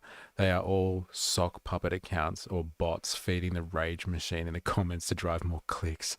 Click on any profile in the comments and it leads to an account with no posts. If the internet is unsafe, we kind of have ourselves to blame. We made anger more profitable than love and connection. Yeah, look, that is not a inaccurate representation of, you know, what's going on. I think as social creatures, we are very much moved towards a tendency to drama and to hate posting, and like, what's better than a bit of gossip, right? And like following people. Like, I have people that just comment on my stuff because they hate me. They follow me, and they rage on the stuff that I talk about. They consistently, if I put something down about hating on the free market or like promoting a socialist alternative to something, like they jump on it straight away so they can cut it down. I think that's the general tendency of when you make social media. Like, because you can have media that is controlled by organizations and institutions who can formalize things and run by sets of objectives. and make sure that everything is up to some type of standard or ethical code as set by legislation and rules. But social media is a media landscape that is produced ostensibly for the masses by the masses, but as you're saying, it's, you know, a lot of bots and rage machines out there that are just driving clicks and, you know, destroying the entire landscape, as Stephen Zed alluded to before, like, you know, dead internet theory. Like, the internet doesn't really have anyone in it at the moment. It's just all being fed to us by algorithms and bots and troll farms and all that sort of stuff. So yes, obviously people need to take responsibility. And, you know, I used this analogy the other day, and I got to be careful with it, but, you know, I can't drink and drive now. Even if I drink like a champion and can hold my own, I can't drink and drive now because, you know, people did drink and drive and they got behind the wheel and did a lot of damage and killed a lot of people. So yeah, people that were drunk driving and were reckless were a problem for everyone. And yes, we only have ourselves to blame because social media seems to be such a sordid landscape full of our more undesirable traits as social creatures. But again, the algorithm itself reinforce those unfavorable, potentially undesirable characteristics of what it is to be human and to be a social being. They draw them out and they prey on them. So like those things seem to be extracted and amplified. And so that is a problem with social media itself in a capitalistic mode of production. And so like you could have social media that is open source, social media that, you know, would be developed in a society that doesn't have the profit motive as its be all and end all. And we have these massive corporations that traverse the globe at the moment, preying on people, whether they're younger than 16 or not, whether if anyone that interacts with the internet, they prey upon them, they profile them, they get scrape data on them, and they use that data directly or indirectly to make ridiculous sums of money. And so I would argue that it's actually the profit motive and the general free market principles that have created what you're talking about. Yes, we are kind of ourselves to blame, Ninja Nurse. 100%. We feed into that system. But we're also, the system has been curated in that way because it is profitable for us to indulge in that style of behavior online. It is profitable. And they are preying upon those tendencies that we all have. So yeah, we could all be the most disciplined people out there, but most people are not. Most people are not that disciplined. And most people, if we're just talking about adults here, have the right to go online and be undisciplined and entertain themselves in any way that they want. I think there's actually too much censorship that goes on. I was recently censored just yesterday on TikTok for reposting a joke that Tim Dillon was making about the Epstein files, and he mentioned the word PDF file, if you know what that is, pedophile. He mentioned that word like 3 or 4 times, and so I got picked up by TikTok for somebody else's joke, and then I've got a strike against my name. So like the censorship that goes on when you try and regulate this stuff is then next level, because people can't even make jokes. Like, he's a comedian and I was reposting his stuff, which he's allowed to post, but I got caught in their dragnet of like deciding, they get to decide now what is acceptable behavior. I think it is a slippery slope. Like, drink driving is one thing, because like you're getting inebriated and then getting behind a heavy vehicle that has the potential to kill people. But like speech, words, content sharing, the marketplace of ideas is dangerous, because ideas manifest into real world action. But I don't think suppressing people's ideas, thoughts, and expression is the way to go. if you want to continue and perpetuate a free society. And so, yes, we have ourselves to blame for the horrid state of the internet and especially social media. 100%. We have fed that and trained our algorithms to train us, to train it, to train us again, to click more. And it's like this back and forth, back and forth, back and forth, compounding event. But the social media platforms profit off it, and it will never end in that way until their profit motive is taken away from them. So regulating us and telling us that we can't go on this account or we can't go on this platform unless we verify our age isn't going to do anything, isn't really going to help the issue at all, I would say. It's not really going to help because these people profit off it. They'll find a way. And like, you know, most people will find a way around this stuff anyway. I think IC Skeen has mentioned it several times already, VPN. Since this stuff came out in the UK, we were watching we looked at it like a graph of like searches on Google Trends for VPNs in the UK. As soon as this age verification stuff came out, the search trends for VPNs in the UK went up 12,000% or something like that. Or maybe it was less than that. It was 1,200%, I'm pretty sure. So like everyone who gets their hand on a VPN can now get around this. So like it's completely impotent. It's like, it's just redundant if you have a VPN, this stuff. Completely useless. If you really want to help kids out, you're not helping them out at all. You're just encouraging them to get a VPN. And so they pay a VPN provider, and then that helps some other capitalist somewhere make money. Unless you're going to shut this stuff down, this will get the kids to learn about tech. Yeah, this all you need is a little bit of motivation. And now these kids are going to, have the motivation required to get more tech savvy. Like they're not tech savvy enough already, but like they're going to get more tech savvy as a result of this. So ultimately, yes, there's a lot of people in between that should answer for their crimes, including all of us who have helped perpetuate this social media landscape that is predatory. But at the end of the day, these people profit off this stuff. And unless you can change that basic desire to profit off this situation, which includes affecting children, then like this will amount to not much more than a regulatory last ditch effort to try and somebody think of the children kind of situation.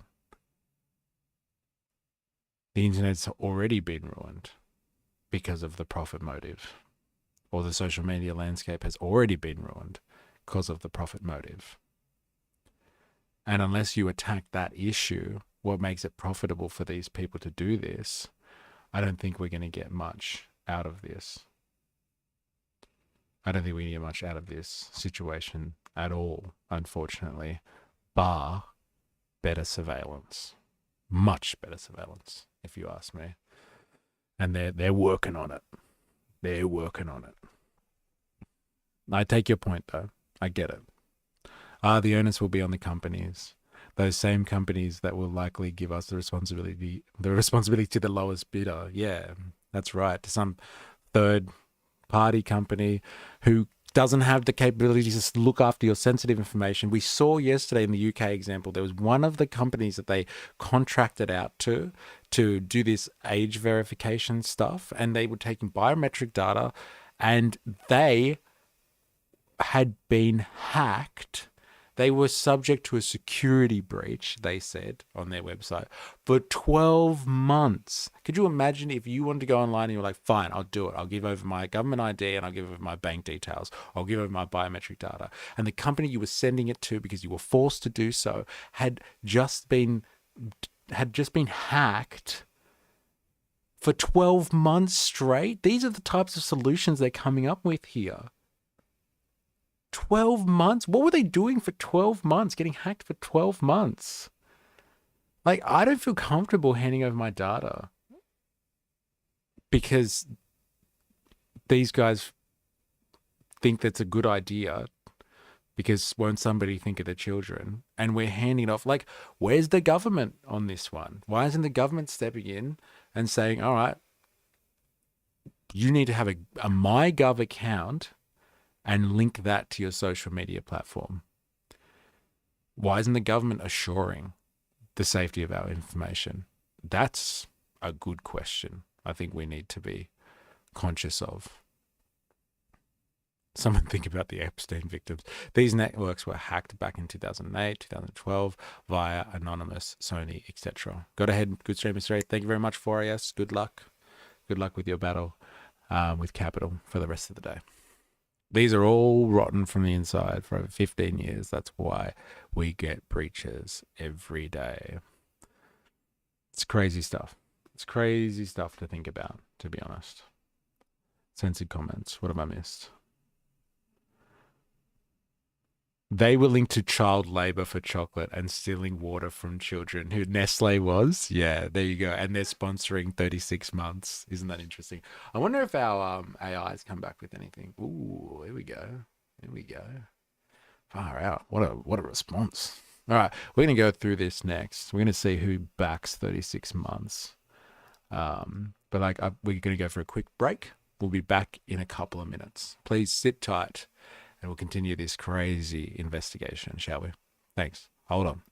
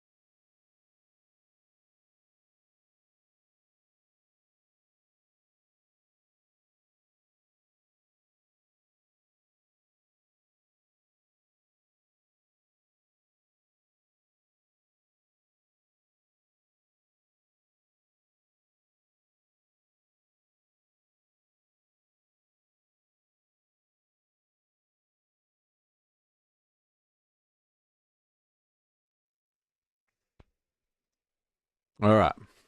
Shall we go down this rabbit hole and see what our AI assistant thinks about 36 months? 36 months campaign. The campaign group is called Heads Up Alliance. Their specific initiative is named 36 months, referring to the first 3 years of high school between 7, 8, and 9, where they want to see smartphones and social media removed. So they're actually called the Heads Up Alliance. It's interesting. The official position, a grassroots parent-led movement, non-for-profit, grassroots parent-funded, a donation portal, and they explicitly state they are a rapidly growing grassroots movement of Australian parents. They stress their independence.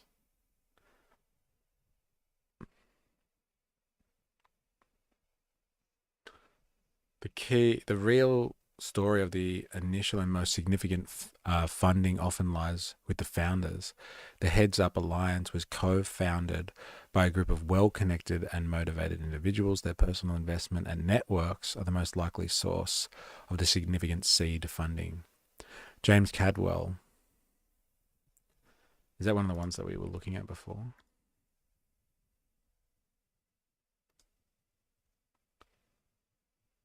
He's not listed there. He's not in the team. Most prominent driving force, Cadwell is not just a concerned dad. He's a founder of a corporate advisory firm and former senior executive of Moelis and Company, a global investment bank. Financial backing implication. Cadwell has the personal financial resources to seed fund a campaign like this. Melinda Tankard-Reist. She is a well-established activist, author, and speaker who has been campaigning against the sexualization of girls and the harm of social media for over a decade through her organization, Collective Shout. Financial backing. Tankard-Reist brings an existing dedicated network of supporters and donors. Interesting. Speculative analysis. Here we go. Seed Capital, the foundation. Direct personal funds from James Cadwell and other founding members. Major donors. Philanthropists. Grassroots crowdfunding.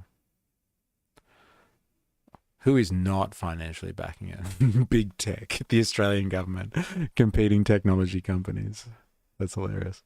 The Heads Up Alliance is most likely financed through a hybrid model. Interesting. All right, so nothing very suspicious there, apart from James Cadwell, the investment banker. I don't know what's going on there. Interesting nonetheless. The data will be primarily kid-focused. What kind of people would want that? It's a matter of when, not if, the data gets leaked. Interesting.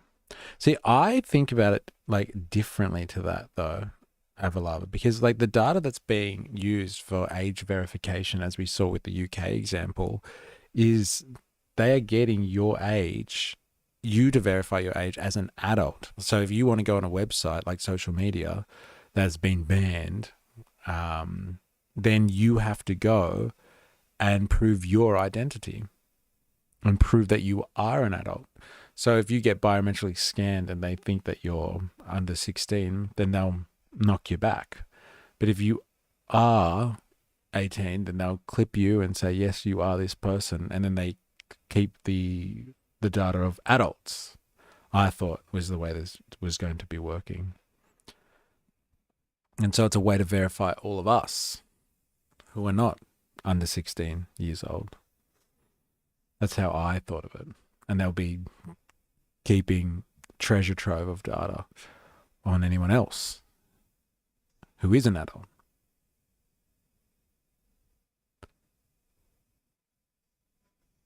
But yeah, that's just my speculations. Sounds like they'll be keeping everyone's data. Yeah, they probably will. They probably will.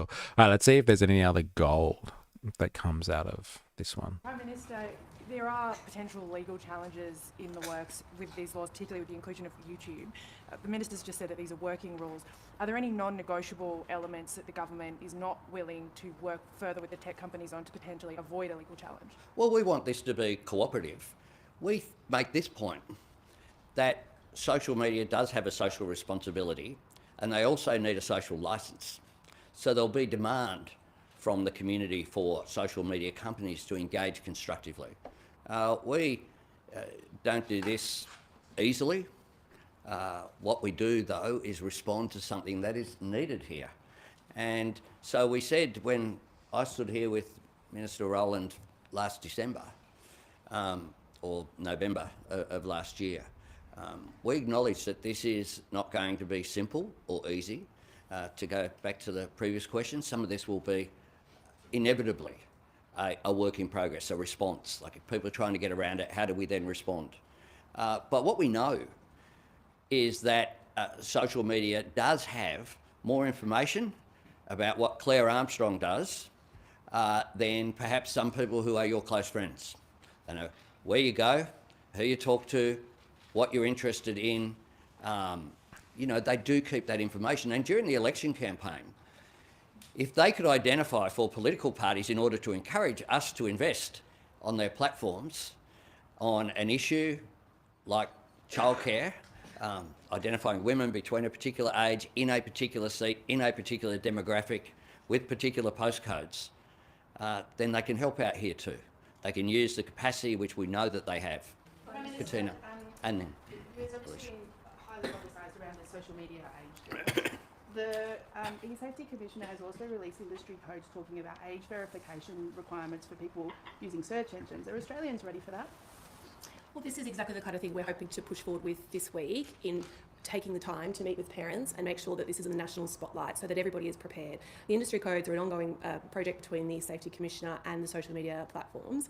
And I guess what we want parents to know is that, yes, we're in a new term, and yes, these laws were legislated in the last term, but they are coming. They are coming on the 10th of December. And we want to have parents' backs, and we want to make it easier for them. And if it makes it easier for them, we can say it now. You know, kids who are watching on the news tonight, these laws are coming. Your parents are telling the truth. We are banning social media. We want to make it easier for parents, and we'll continue to work with the eSafety Commissioner about how best to do that.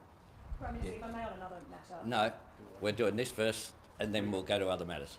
Can I just ask parents who are hearing this and thinking it's a great thing to limit kids' access to this harmful content, but they'd also be asking, why is that harmful content there in the first place? If any of us in our media organisations were to publish or broadcast this stuff, we'd be straight up in front of ACMA or in the courts, justifiably. When will the day come when governments can stop these organisations allowing this stuff to be posted in the first place? So good.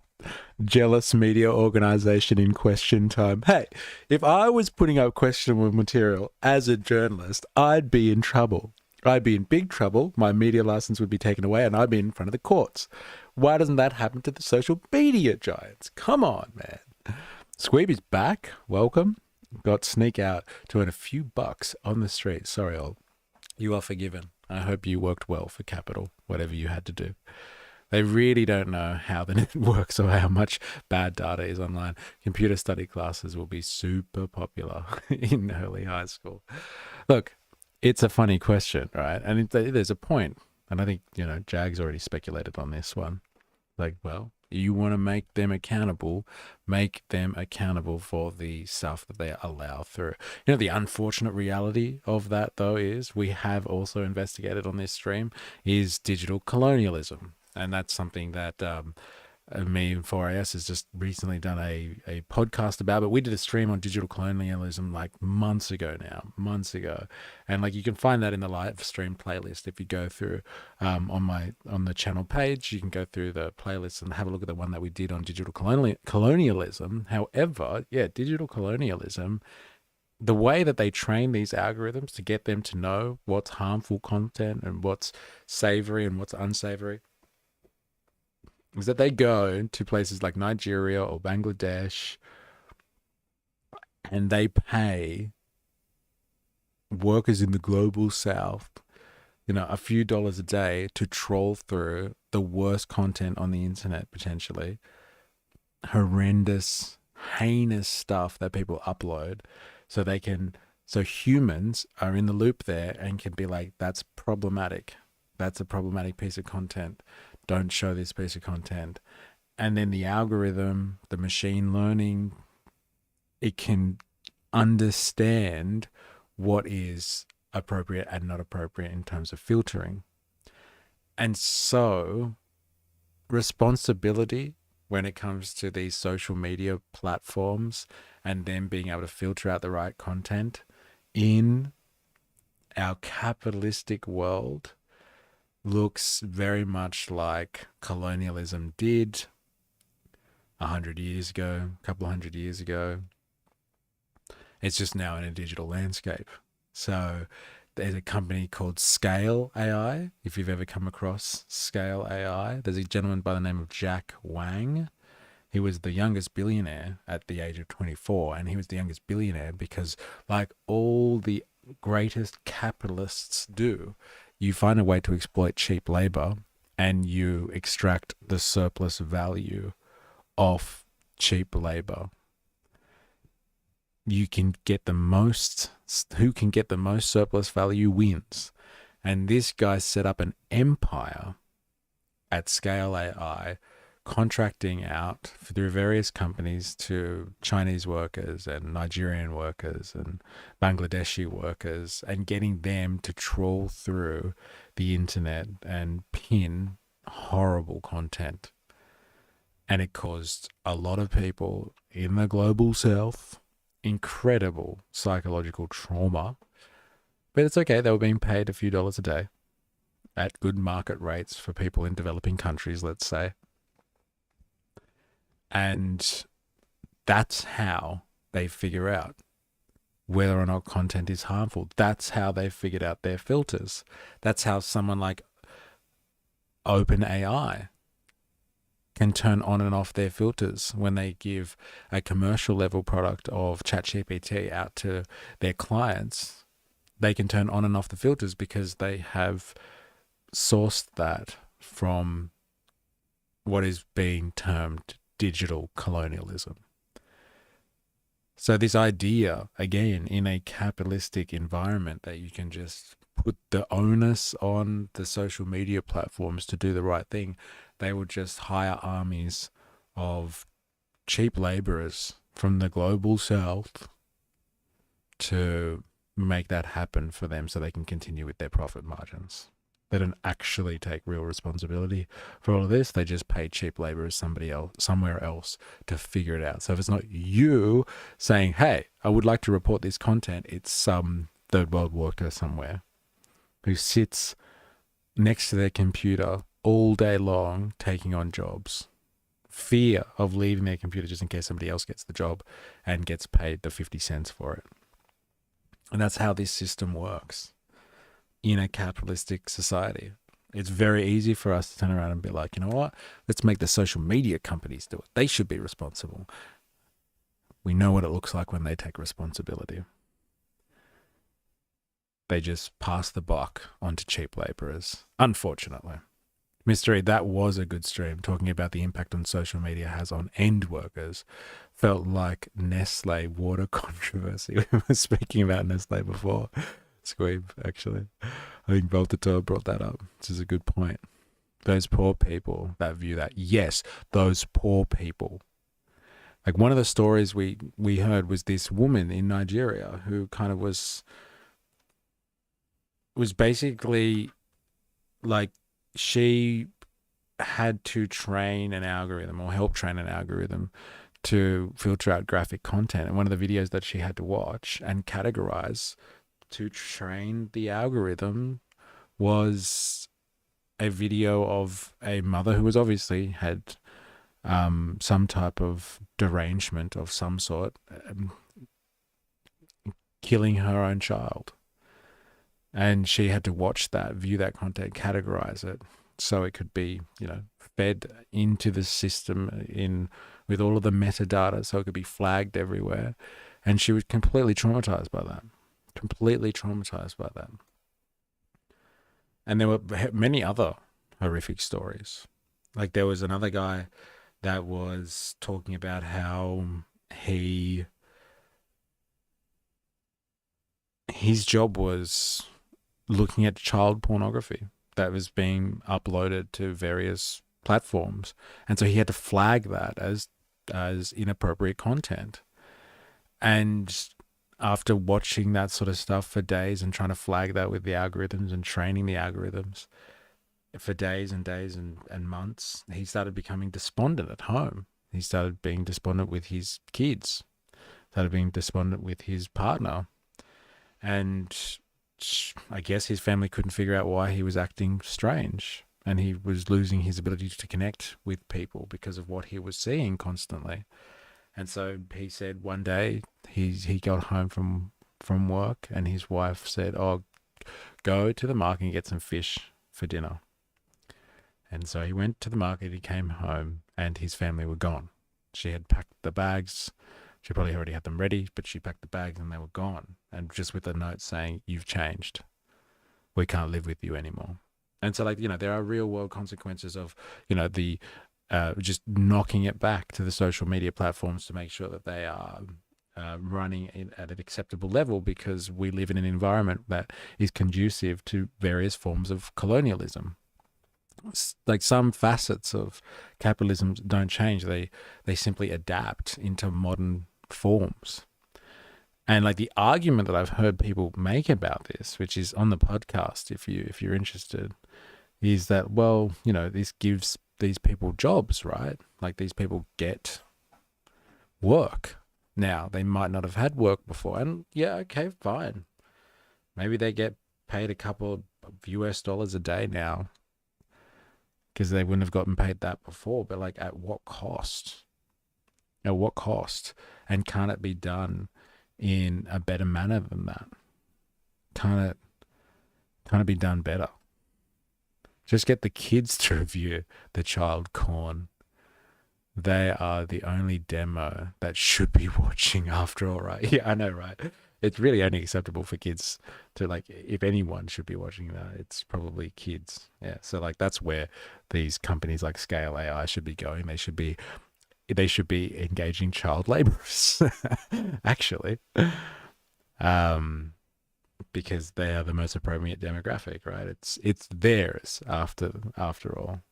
They're the only people that should be viewing that. Bread circulates through the hands of the depraved. Jesus. But yeah, I wonder if there's been a follow-up on these traumatized people and who did this stuff. Are they still scarred after seeing the horrors of humanity? Are they paid for these emotional scars? I would argue they're not. And that's why, and talking about features of capitalism, colonialism is one of those features because it happens over there. And so like when you have these people, when their emotional scars, the horrors, do they get compensated for their traumatic experience? No. And that's why you go for third world labor, because if you took that labor from somewhere like America, Australia, New Zealand, Canada, the UK, there'd be advocacy groups, there would be unions, there would be legislation, and they'd come after the company and they would demand reparations for that behavior. But these people don't have a chance, and that's why you prey upon third world labor, because it not only is it cheap, but it is unorganized and is not backed up by a state that has any ability to negotiate with the big dogs on the table, on the global, in the global economy. And that's why we have the wonder of this legislation coming through. I believe, and I'm speculating on this, but I believe that that's why this legislation is coming through Australia. It's coming through the UK. It's soon to be coming through New Zealand. And then it'll come to America too at the federal level. It's because these nation states here have the wherewithal to go toe-to-toe with the tech bros. They have the ability to legally challenge the tech bros. And especially if they all do it at the same time. Like I said, that's the one element to all of this. If New Zealand did it by itself, if Australia did it by itself, even if the UK did it by itself, they wouldn't last. They would be legally challenged out of the way here. And that's why he keeps on going on about, like, he's going to be advocating, he's going to go to the UN with this. And, you know, they're going to change the world with this legislation because they need every world government to align on this one, because if every world government does agree and align on this one, then the tech bros have nowhere to hide. And then these governments have won the day. Now, the thing that I can't understand or I can't pin on yet is whether he knows, whether this guy believes in the cause or has been briefed by something like some organization like Five Eyes, like a coordinated group of intelligence services between English-speaking nation states, and they're like, we need to be able to surveil the world's populations better, the English-speaking populations out there, especially it's a big market, and they do a lot of damage online, or they exist a lot online. We want to be able to surveil them for our own purposes as state-level organizations. We are going to be ramming this legislation through your societies. We want this legislation tabled. This needs to be bipartisan, and here's your selling point. Say it's all for the children. Say it's all for protecting children. There's enough people out there that will get on board with this, because they would never be able to sell this as, okay, we just want to be able to surveil the world's populations better, and like we're going to introduce some type of police state online. People would never buy that, even if it was for their own protection. People, like governments could try every day of the week to be like, it's to protect you, like kind of thing, from bad actors out on the internet. Like people would never buy that. They'd be like, don't you encroach on my freedom. Don't you tread on me. But if you say, hey, this is to protect your children, then most people will be down with that. to a certain degree. Most people be like, yeah, okay, fine, I get it. And like, it just, the devil's in the detail kind of thing. But yes, we should protect our children. And the devil's in the detail, because the detail is that they want to surveil you. They want to be able to verify you online and track you everywhere you go. But like, I am still unsure about whether him or Keir Starmer or whoever else is involved in this legislation as it rolls out across the Anglosphere, whether or not they believe in this or not. Maybe part of them do. Maybe, like, that's a good politician though, right? They believe in something and they sell it to the people. We need this. We need this for you. It's for you. It's to better you and to better the environment for your family. But like, they really know the minutiae of what goes on behind the scenes when it comes to, you know, global policy. And the stuff that we learned when we did that investigation about why the FBI is in New Zealand, like, it is so unbelievable what control an organization like the FBI has over other members of intelligence sharing communities. When the big American dog says, hey, we want access to your land so we can set up our own FBI office so we have jurisdiction on your soil, and they just say, whoa, how much soil you want? It's incredible to see how that apparatus works. And so in a surveillance state, to help battle cybercrime, which is a real issue for the states, and to help battle against the rise of China, who is a real issue for nation states, it's incredible to see how these people can work in the shadows to get things done that are just unbeknownst to us regular people. We just have no idea what's bubbling on in the background and what is really going on behind some of these political decisions. And that's why I think it's absolutely incredible that there is bipartisan support on this issue.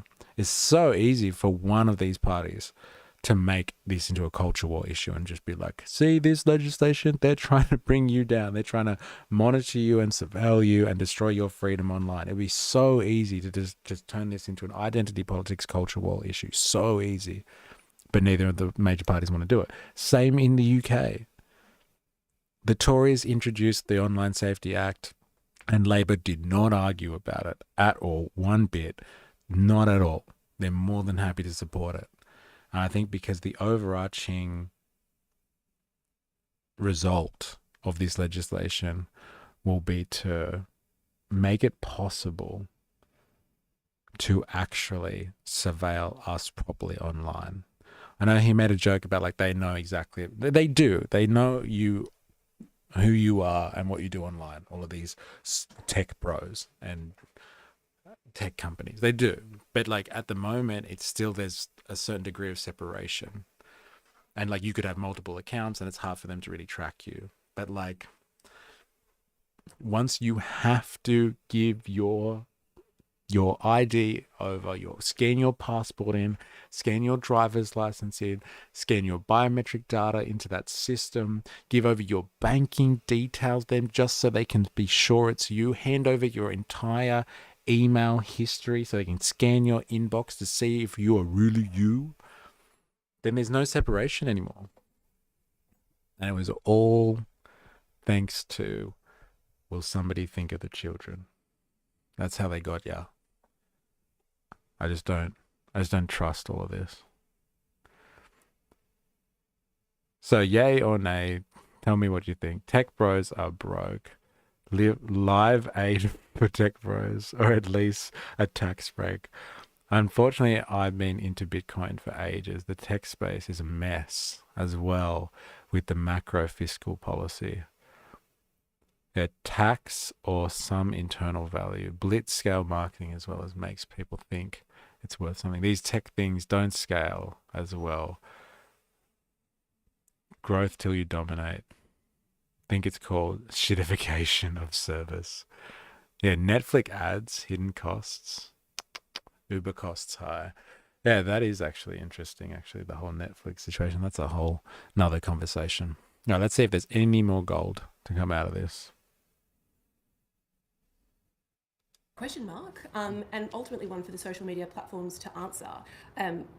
We were saying earlier in our meeting with the parents, if you could put all of the content on social media in a library, you would never let your child walk in.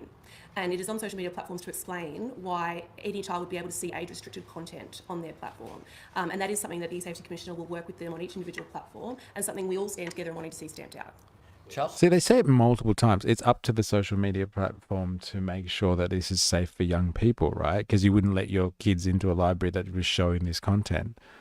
Well, then, like, why haven't they framed the legislation in that way? This is just like, social media company, you make sure that you make this safe for kids. Done. If you can't make it safe for kids, you don't operate in this country. Done. Done. Like, what is with having people having to age verify themselves? Just make the social media companies responsible. And that's end of discussion. A lot of the companies that just named had their CEOs in the front row of Donald Trump's inauguration. Is this something that has come up in your discussions over trade or any discussions with the president? And given this event will be held in New York that you're organising, would you like the US to get on board and be part of this push globally? I want everyone to get on board because this isn't an ideological issue. This is an issue about looking after young people. And so the media bargaining code has come up in discussions with the United States. This issue has not been raised by them, but I have certainly asserted Australia's position because we're not doing this slowly or discreetly. We're doing this in a way which is transparent. We're seeking transparency from the companies, and the government is equally transparent. We came here, we gave them a year's notice, and we're going through it the first available opportunity. We've had the eSafety Commissioner undertake her work. She went to the National Press Club and outlined the findings that she had. The government dealt with this through our appropriate government processes. This is a decision of government, and it had certainly overwhelming support as well of government. So we will continue. Gives the government someone to sue. Having industry define the guardrails or the guide rails of policy has never gone wrong. That's right. Continue to push forward here. We think this is important. Just at the back there. I know the age verification trial is still ongoing. There are question marks around that. But can you assure that Australians won't need to upload a document such as their driver's license or a passport to prove their age in order to access these social media sites? Yes, I can offer you that. Platforms have to provide an alternative to providing your own personal identification documents to satisfy themselves of age. Though I'd make the point that the PM just made to Claire's question. These platforms know with deadly accuracy who we are, what we do, and when we do it. And they know that you've had a Facebook account since 2009, so they know that you're over 16. There's lots of ways that this can be done, and we look forward to receiving the latest in the age assurance research from the eSafety Commission. I am conscious of the physical health of people here and how many of my office and myself you might have noticed is struggling with the cold that seems to have infected most of the buildings. So I don't want to cut things off, but is there an urgent question on this issue before I go to other matters? Sure. Minister Wells, you mentioned earlier this morning that a part of YouTube's lobbying effort was to introduce the Wiggles to speak to you about this. What were their arguments against the ban on YouTube, and were there other kids' programs that were advocating against this? Well, it was, for clarity, because we've got a lot of incomings on this, it was the Black Skivvies, it was Wiggles Inc. It was Wiggles management, not individual members of our cherished national icon, the Wiggles. We're not here to sledge the Wiggles. We love the Wiggles. Let's be very clear. We love here. the Wiggles. My government is pro-Wiggle. Their argument was that they had a few, but in essence that they are a I'm video streaming pro-Wiggle. platform, not a social media platform, which I'm sure they will say again today. They said last night. But they also self-identified as a social media platform in February this year for the purposes of working with the eSafety Commissioner on the industry codes. Okay. Prime Minister, we've had first France and now the UK give specific timeframes on recognising a Palestinian state. Given the emphasis that your government has put on working in Yeah, I know. Hilarious. My government is pro-Wiggles. We are pro-family and pro-Wiggles. I wonder if there's any comments on this. Nah, there's no comments on the ABC. I guess what is customary to do around this time is to probably look at Sky News on this one. I know it seems to be the way that we go. For many purposes, just to gauge the right-wing reaction to this sort of stuff and to go to the comments section. But like, there's one thing that I do want to do, and I want to get some clarity on. can you confirm if there is similar legislation, acts or bills to the Online Safety Act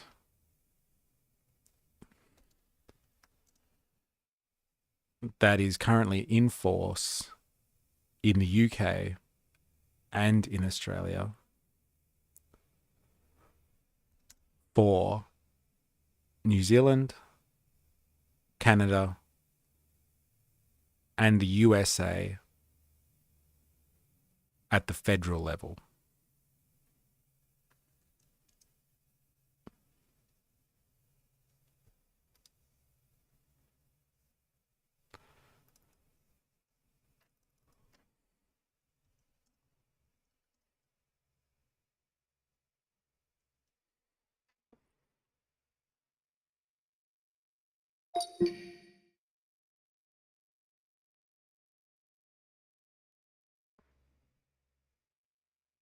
All right, let's go for some Sky News stuff, shall we? Doesn't make sense. Albanese YouTube social media ban criticised. Sky News Australia 6 days ago.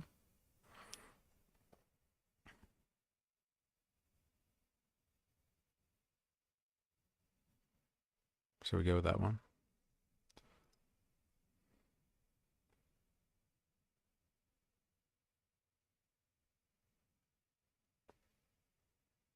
Yeah, let's go with that one for to start.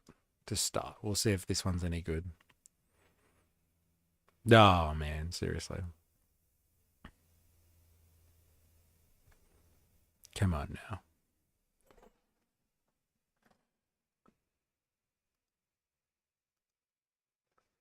Try one more time. No. Okay. We're going to have to go incognito. It's still thinking. Gemini is thinking hard today. Really giving it a workout.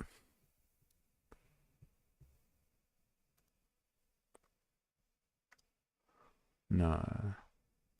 Is it 36 months? Here we go.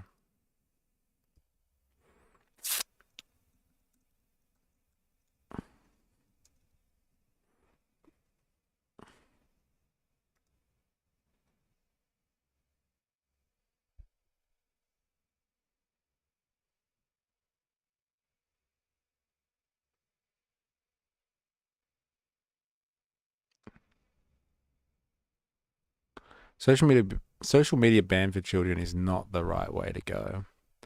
That's a Sky News one. We're going to look at why it's warned of looming danger from America. Dun, dun, dun. I guess that one's more recent. Let's go with that one then, shall we? I thought this was incognito though.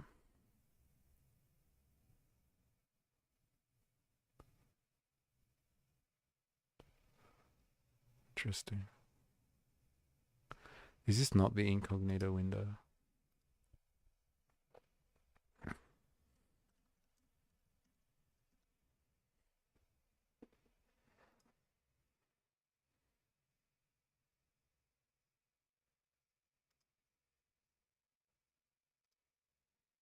All right, fine. Guess we're going to have to go to Sky News Australia. Go Harvey Norman for up to 20% off HP and... We got done. Got cooked, bro.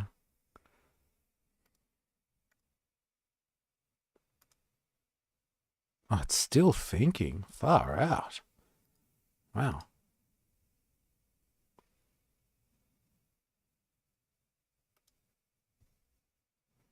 That's crazy. Great to see you both. First of all, the Palestine debate and whether we recognise Palestine is, well, a little bit more relevant this morning. We've heard the comments from Jim Chalmers. We heard the two-state solution.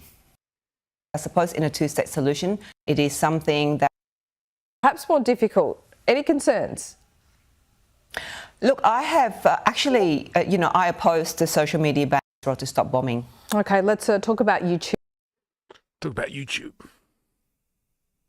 Comments on the above are crazy. Oh, okay, good. Which one? Where does it end? Albanese governments. Which one do you want me to go for? Let's try this one first. I'll try the top one. A step too far. Albanese government YouTube age ban blasted. Let's see if I can find that on FreeTube. Come on, FreeTube. Oh, man.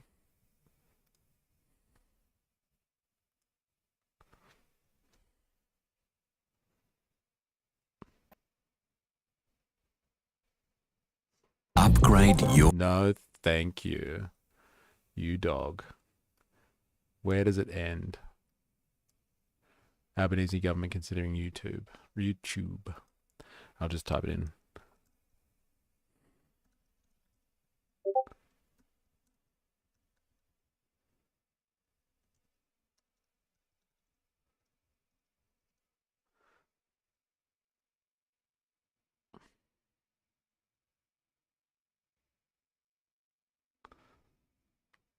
Damn.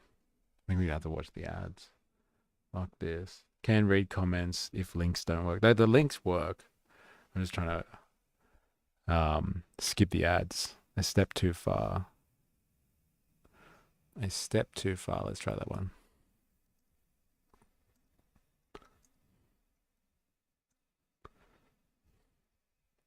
YouTube age ban blasted.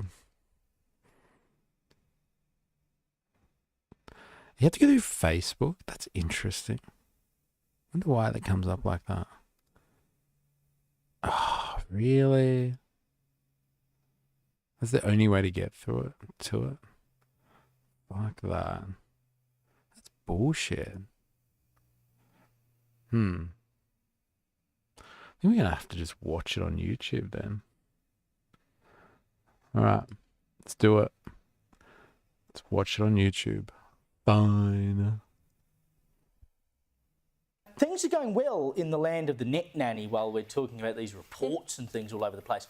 Google is saying that it'll sue the federal government if YouTube is included in the social media ban for children. Now, they weren't on the original list of things to be banned, and I should note that the government hasn't said it'll do it, but the eSafety Commissioner, Julie Inman-Grant, wants it to happen. Well, they have said they're going to do it, and they're doing it now. So let's see if that changes the opinion at all. Let's go. So Google, I guess, is getting ahead of the game here. In a letter they sent to Communications Minister Annika Wells on Thursday, they said they were considering their legal position, and a YouTube spokesman said, "We have written directly to the government urging them to uphold the integrity of the legislative process and protect the age-appropriate experiences and safeguards we provide for young Australians." It would seem to me, Evelyn, that the eSafety Commissioner has had a taste of the limelight and a taste of power, and has now decided that, well, it's up to her to decide that absolutely everything should be banned from everyone's point of view. You know, I understand why a lot of people would support a social media ban. I have misgivings about it. I've talked about this for a long time. But I understand why a lot of parents... I can't believe it. Here we are. Here I am. My views look like they're aligning with this guy. I don't even know what this guy's name is. But here we go. So far off the bat, me and Scarf Boy over here. I have my own reservations, I must say. I understand why people are concerned, but I have reservations. I'm pretty sure I started the stream with something like that. Parents say, yes, just do it so I can tell my kids that it's banned, etc. But once you start with that, then you say, well, it's YouTube. I mean, what's to then say, well, we should ban Netflix and we should we should ban Sky News? We should ban Sky News. There it is.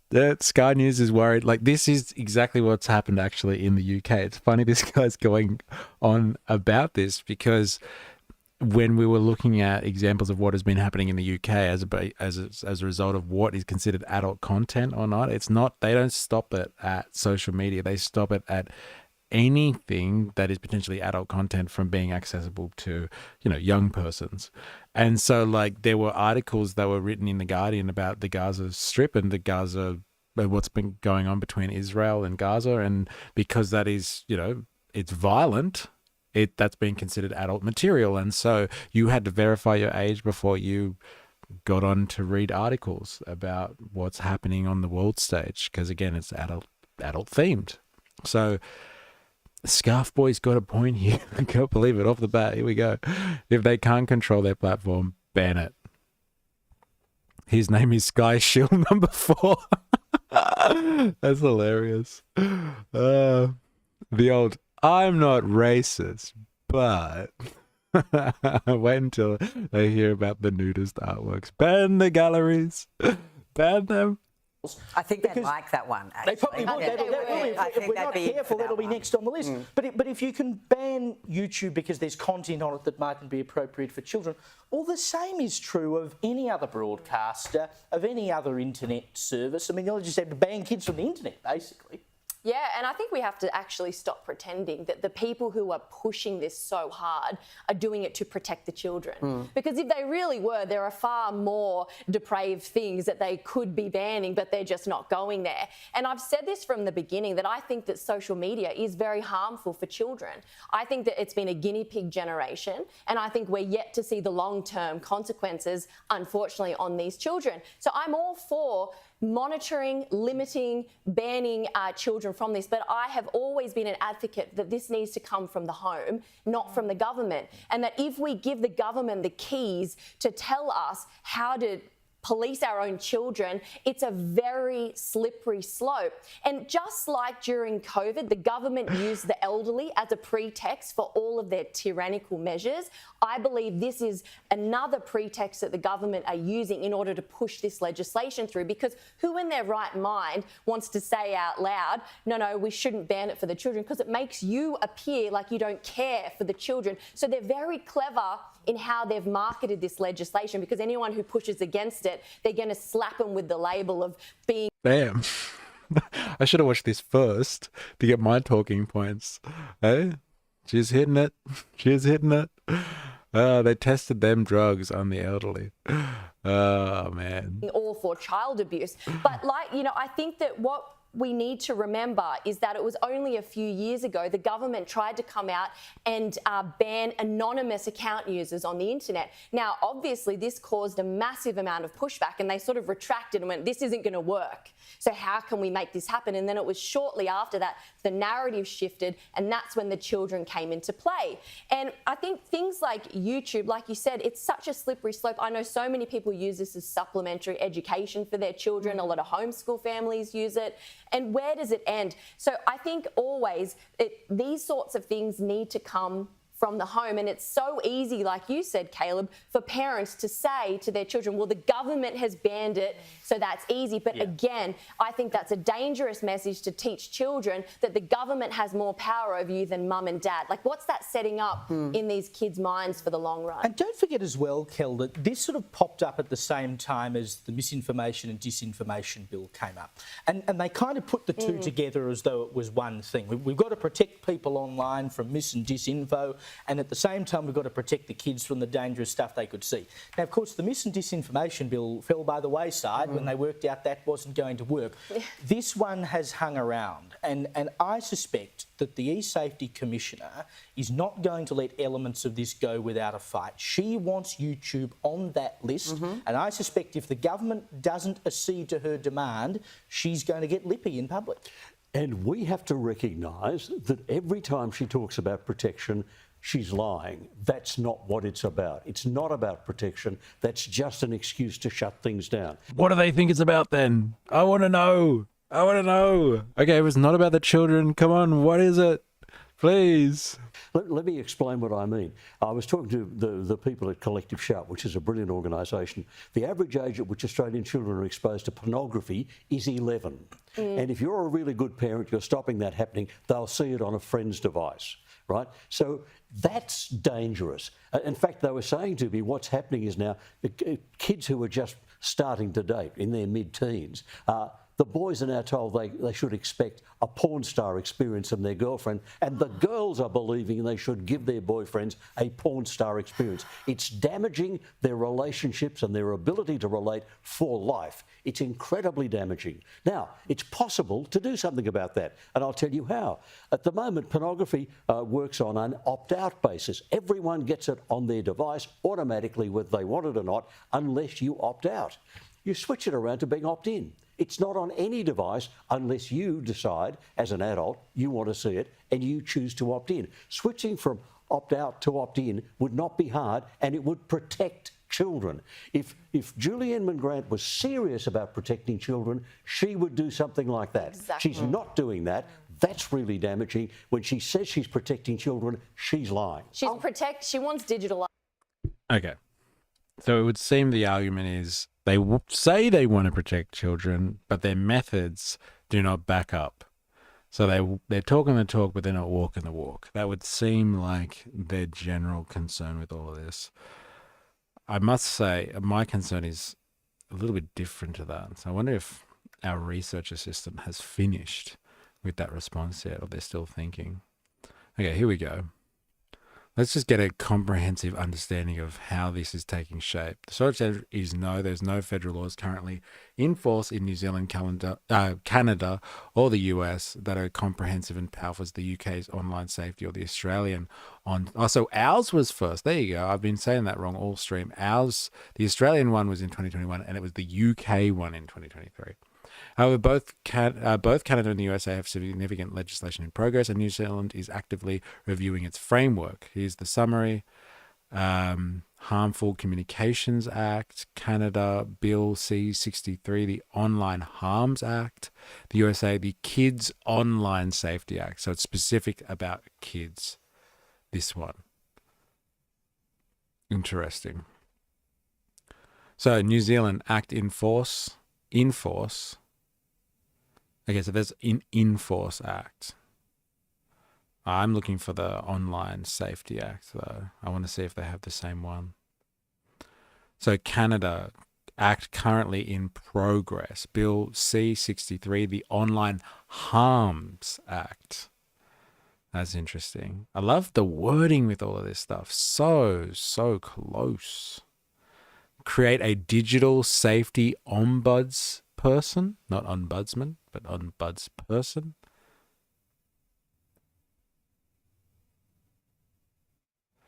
And the United States Federal Key Blocker, Section 203, Communication Decency Act. Currently in progress, there is no single comprehensive bill like the UK or Australia. Instead, a patchwork of proposed legislation, the most prominent being the Kids Online Safety Act. How the COSA would work if passed, duty of care for platforms, requiring them to disable addictive product feature for minors to provide parents with stronger tools and controls. No new regulator. Duty of care applies to minors under 17. Interesting. So it's enforced by the FTC and state attorneys general, rather than creating a new specialist regulator like the Australia eSafety Commissioner. COSA has significant bipartisan support, but has not yet passed. Interesting. Individual states are passing their own laws, so we know about that. So the individual states in America are doing their own things, but they have a federal level one. What's been happening? The New Zealand government is currently undertaking a major review of the regulatory framework. Well, we heard them say before, we heard the Prime Minister say before, that they're copy and pasting the Australian one. So Canada is working on the Online Harms Act. The Americans are working on the, what was it called? The Kids, where is it? The Kids Online Safety Act. The Australians and the British have the Online Safety Act, and I'm assuming the New Zealanders will take the same name as our one there in terms of the Online Safety Act. So it's interesting how similar all of these things are, I must say. Very interesting how similar they all are to one another. ID, that's what she wants, because how do you police the children?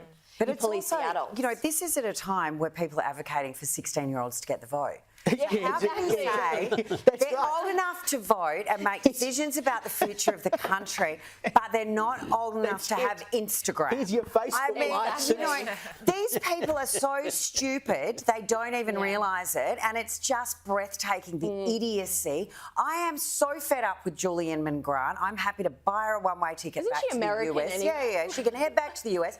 I'm thrilled that Google's threatening to sue, and I hope that the coalition stands up and opposes this and actually says this is absolute censorship and ridiculous. How they're do you not. say someone's 16 or someone's 21 or 50? And Kel, I want to know about this opting in and out of porn because I've never got any, so I don't know how I'm not in this. But clearly I clicked the wrong pure, button Holly, somewhere. too I pure. am. I'm so naive and pure.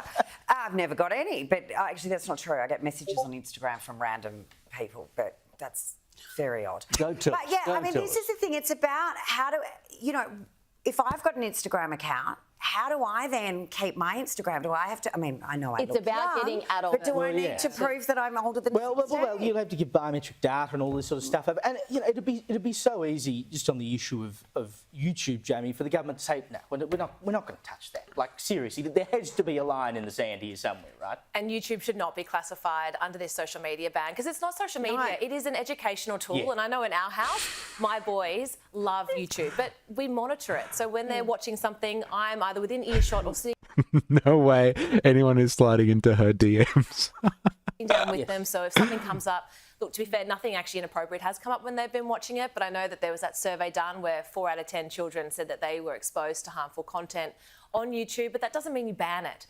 It means that you put the onus, to Evelyn's point, back onto the parents and watch it there in a controlled environment. Yep. I think that it would be absolutely ludicrous. How many times have you, in your household, had someone done something like, oh, just go have a look on YouTube on how to do that? Well, I know. How to fix the dishwasher? Yes. Yeah, what does that Or code magic on the tricks. dishwasher mean? Yeah. The My answer to kids everything. love magic tricks. You know, You go any- do one, then go copy it out the back. Any answers you don't get from Sky News, you can probably find on YouTube, and you can also find Sky News Australia on YouTube. And Oh my God. Stop them. Stop them. So we should consider banning the eSafety Commissioner. Worth a thought. Hey, anyone? Anyone? Hey, that was savage, that was. Cheesed Swiss, LOL. Welcome to the stream. If you've just joined us, Albo doesn't like Fan and Danger Dan channels showing everyone what a clown he and his government are, eh? I'd rather ban the government, I would. Typical dictator. This has nothing to do with 16-year-olds. This is about controlling free speech, whether online or off, just like Starmer has done in Britain. Well, you know, sorry, buddy, but like that was actually introduced by the Tories and Starmer has failed to do anything about it, showing, again, this weird bipartisan relationship. Like these guys, again, you know, champions of the coalition themselves were like, I hope they just stick up for the Australians and stand up and say enough is enough and block this legislation. I hope the coalition do the right thing, but like they're not. It is bipartisan, and that just shows you there's someone in the background on all of this. This has got nothing to do. This has got nothing to do with like these people not wanting to commit like political suicide by being on the wrong side of the debate about whether you should save children or not. Because like, look at all these diehards. Like they're fully into banning the government over this as opposed to banning kids from the internet. Whereas like we've seen people turn on Sky News in their own comment sections before about certain stuff. We've seen them turn on the Sky News people about Luigi, the CEO Popper. We've seen them turn on Sky News about the Epstein files. Okay, so but on this one, they obviously don't like the ban. They're following the Sky News rhetoric. Let's ban Albo and his team. Albo has been hanging out with Danny Andrews far too much. Talk about overreach. Hope Google does sue Albo himself. It has nothing to do with protecting children. It's digital ID by stealth. This is the most based comment so far. This guy was kind of like, you know, hey, it's about free speech. Guess you could make that argument, but here it is. Most based comment in the Sky News audience. It's about digital ID. That's what they're doing here because the evidence is already there. It's already there in the UK. We've seen what they've been doing in the UK and it's up. Like again, you know, you could really make a case for this. If you want age verification done right, set up a government app that does the verification and speaks to the platform, then the platform knows that you can go through because it's come from a government website. But no, they're not doing this. They say, hey, social media platforms need to regulate it. And so the social media platforms, or all the major platforms in the UK, anyone that potentially has adult content on it has to go out, but goes out to a third party company who takes your data, and their service, their middleman service in this surveillance capitalist machine is literally just to take your private information. And so this is about destroying anonymity online. And the real conversation here is just that. Right now, or for the longest time, the internet has been a place where you can traverse the landscape freely. Just like 150 years ago, if I wanted to go to America or Europe or China, I got on a boat and went there. No passports. And what we're talking about here is, depending on what country you are starting your internet escapade from, so if you are Australian or you're in the UK, if you start with your IP address from that country, you will have to enter the space, potentially, again, any space that might have adult content on it. For now, it's in Australia, it's just for you to go onto a social media platform. You will have to verify your age by handing over your private data, private information about your identity. We already hand over our data, but like it's our identity documentation to a third party who, like, what the hell are they going to do with it? Allow themselves to be hacked, which we already know happens. Sell that on to a third party. Who knows? But they want to identify you. They want an internet passport.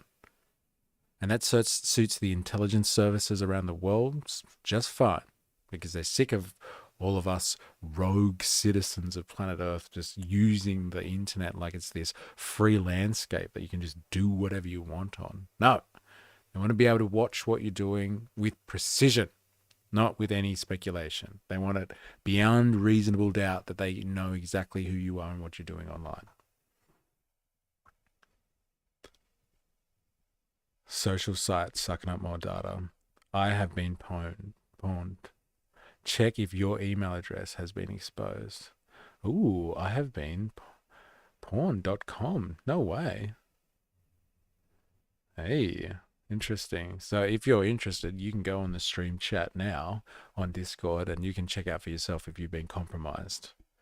Hey, thank you, Squeep. Nice. And it's an old site. Interesting. But like, this is about verifying you online. And I think we need to just understand because like, look at it materially.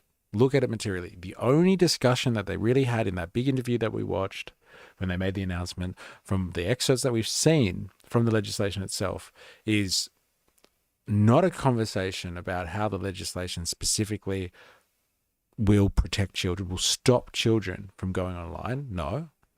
And it's not even like specifically how social media companies will be definitely held to account for having kids online, apart from like a $50 million fine. It's not those two area issues over there. The real stuff is you need to verify your age online. And they've put in caveats and clauses to say, hey, you don't have to just provide your ID, but we'll leave it up to the social media platform. So if they choose that they want your banking information, which is already happening, or they want to scan your biometric data, that's up to them. We'll leave it up to them. They can figure that part out. And I think that suits the surveillance capitalists just fine. Don't want teenagers getting different people's points of view, eh?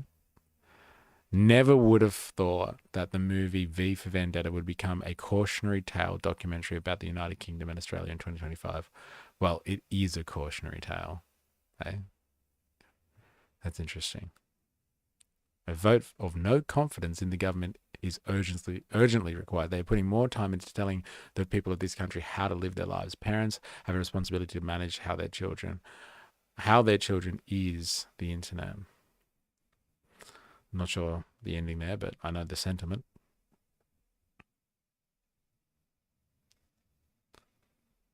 Sue the E-Karen first. That's hilarious. Sue them privately so they can't use taxpayer money. Sue the E-Karen. So she's not the eSafety Commissioner anymore. We will refer to her as the E-Karen. Censorship has no end, and the Liberal Party are lockstep in line with Labor. Yeah, this is it. They are. It's bipartisan. Yepper's mate couldn't understand Dutton's weak position last election. Could have put Albo over a barrel, but tippy-toed around him. Weak, mate, weak. They need to reshuffle and get some gutsy leaders in there. Do we have an opposition party? Dictatorships normally have no opposition. Newsflash, they're the same party. Foreign interest just has no real need for the LNP anymore. Oh, the conspiracy theories. They're going hard. They need to make an algorithm that the user customizes. I have been compromised through gaming accounts. See, and reputable organizations, well, maybe not reputable, but large-scale organizations, with these little third-party apps that are going to control your data, your very, very crucial identity information. I don't know, man. I don't like this system. Having more requirements around verification will drive more small sites to have to use Google/Facebook social authentication, i.e. it will further drive their tech dominance. Yeah, I do think this ultimately, apart from the handful of people they might lose, this ultimately suits the surveillance capitalists. Like, honestly. It suits the surveillance capitalists just fine. LOL, if they cared about kids, they certainly failed showing it. Albo trying to protect himself, Wong, Chalmers, and Bowen from their lying and fraud. Organized crime. That's funny. Yeah, a massive ruse to introduce a digital ID. I got to agree. There's a couple of based folks in the Sky News audience, but these guys never said it. Hey, Scarfy Boy never talked about that. It was just about whether or not this effectively is a way to help children or not. It's still on the culture issue, the ideological framework behind it, not materially what it's achieving, which is a problem in the analysis, I find. A big problem in the analysis. All right, well, look, I'm going to leave it there. But this has been an interesting investigation, I must say. Extension of what we did yesterday in the Twitch files, but still eye-opening stuff. So big shout-outs and thank you to everybody who's interacted today. Icy Skeen, Squeeb89, 4AS in the house, Larpt Jeff, Voltateur, Dilemmas, Jag, Stephen Z popping in. It's good to have you all. Don't know if I've missed anyone. I think I've got everyone. Let me see if I missed. No, I think I've got it. Oh, Cheese Swiss right at the end there with a good LOL. And Avalava in the stream chat, keeping us all... Oh, and Ninja Nurse, keeping us all safe in the stream chat. And a couple of censored comments today. Who got the medal for the most censored comments? I think Squeeb has been censored a bit. Voltateur got censored a bit today as well. So you guys can share the medal for being censored and being naughty on YouTube today. Yeah, tomorrow, unfortunately, I'm not able to do a stream, so we're going to be missing out on a Twitch Files episode tomorrow. I have prior arrangements, but then we'll be back on Friday with the end of the week stream on YouTube. So no stream tomorrow on Twitch, unfortunately. And yeah, we will be back on Friday. Same place, same time. You know how it is. But yeah, thank you everybody for your interaction today. I think it's been, yeah, I know, no Twitch Files tomorrow. It's unfortunate. Yeah, I just wasn't able to get out of this. this necessary arrangement. So yeah, thank you everybody for your interactions, and I'll see you all on Friday. Until next time, please remember, I am, you are, we are mystery. See you all Friday.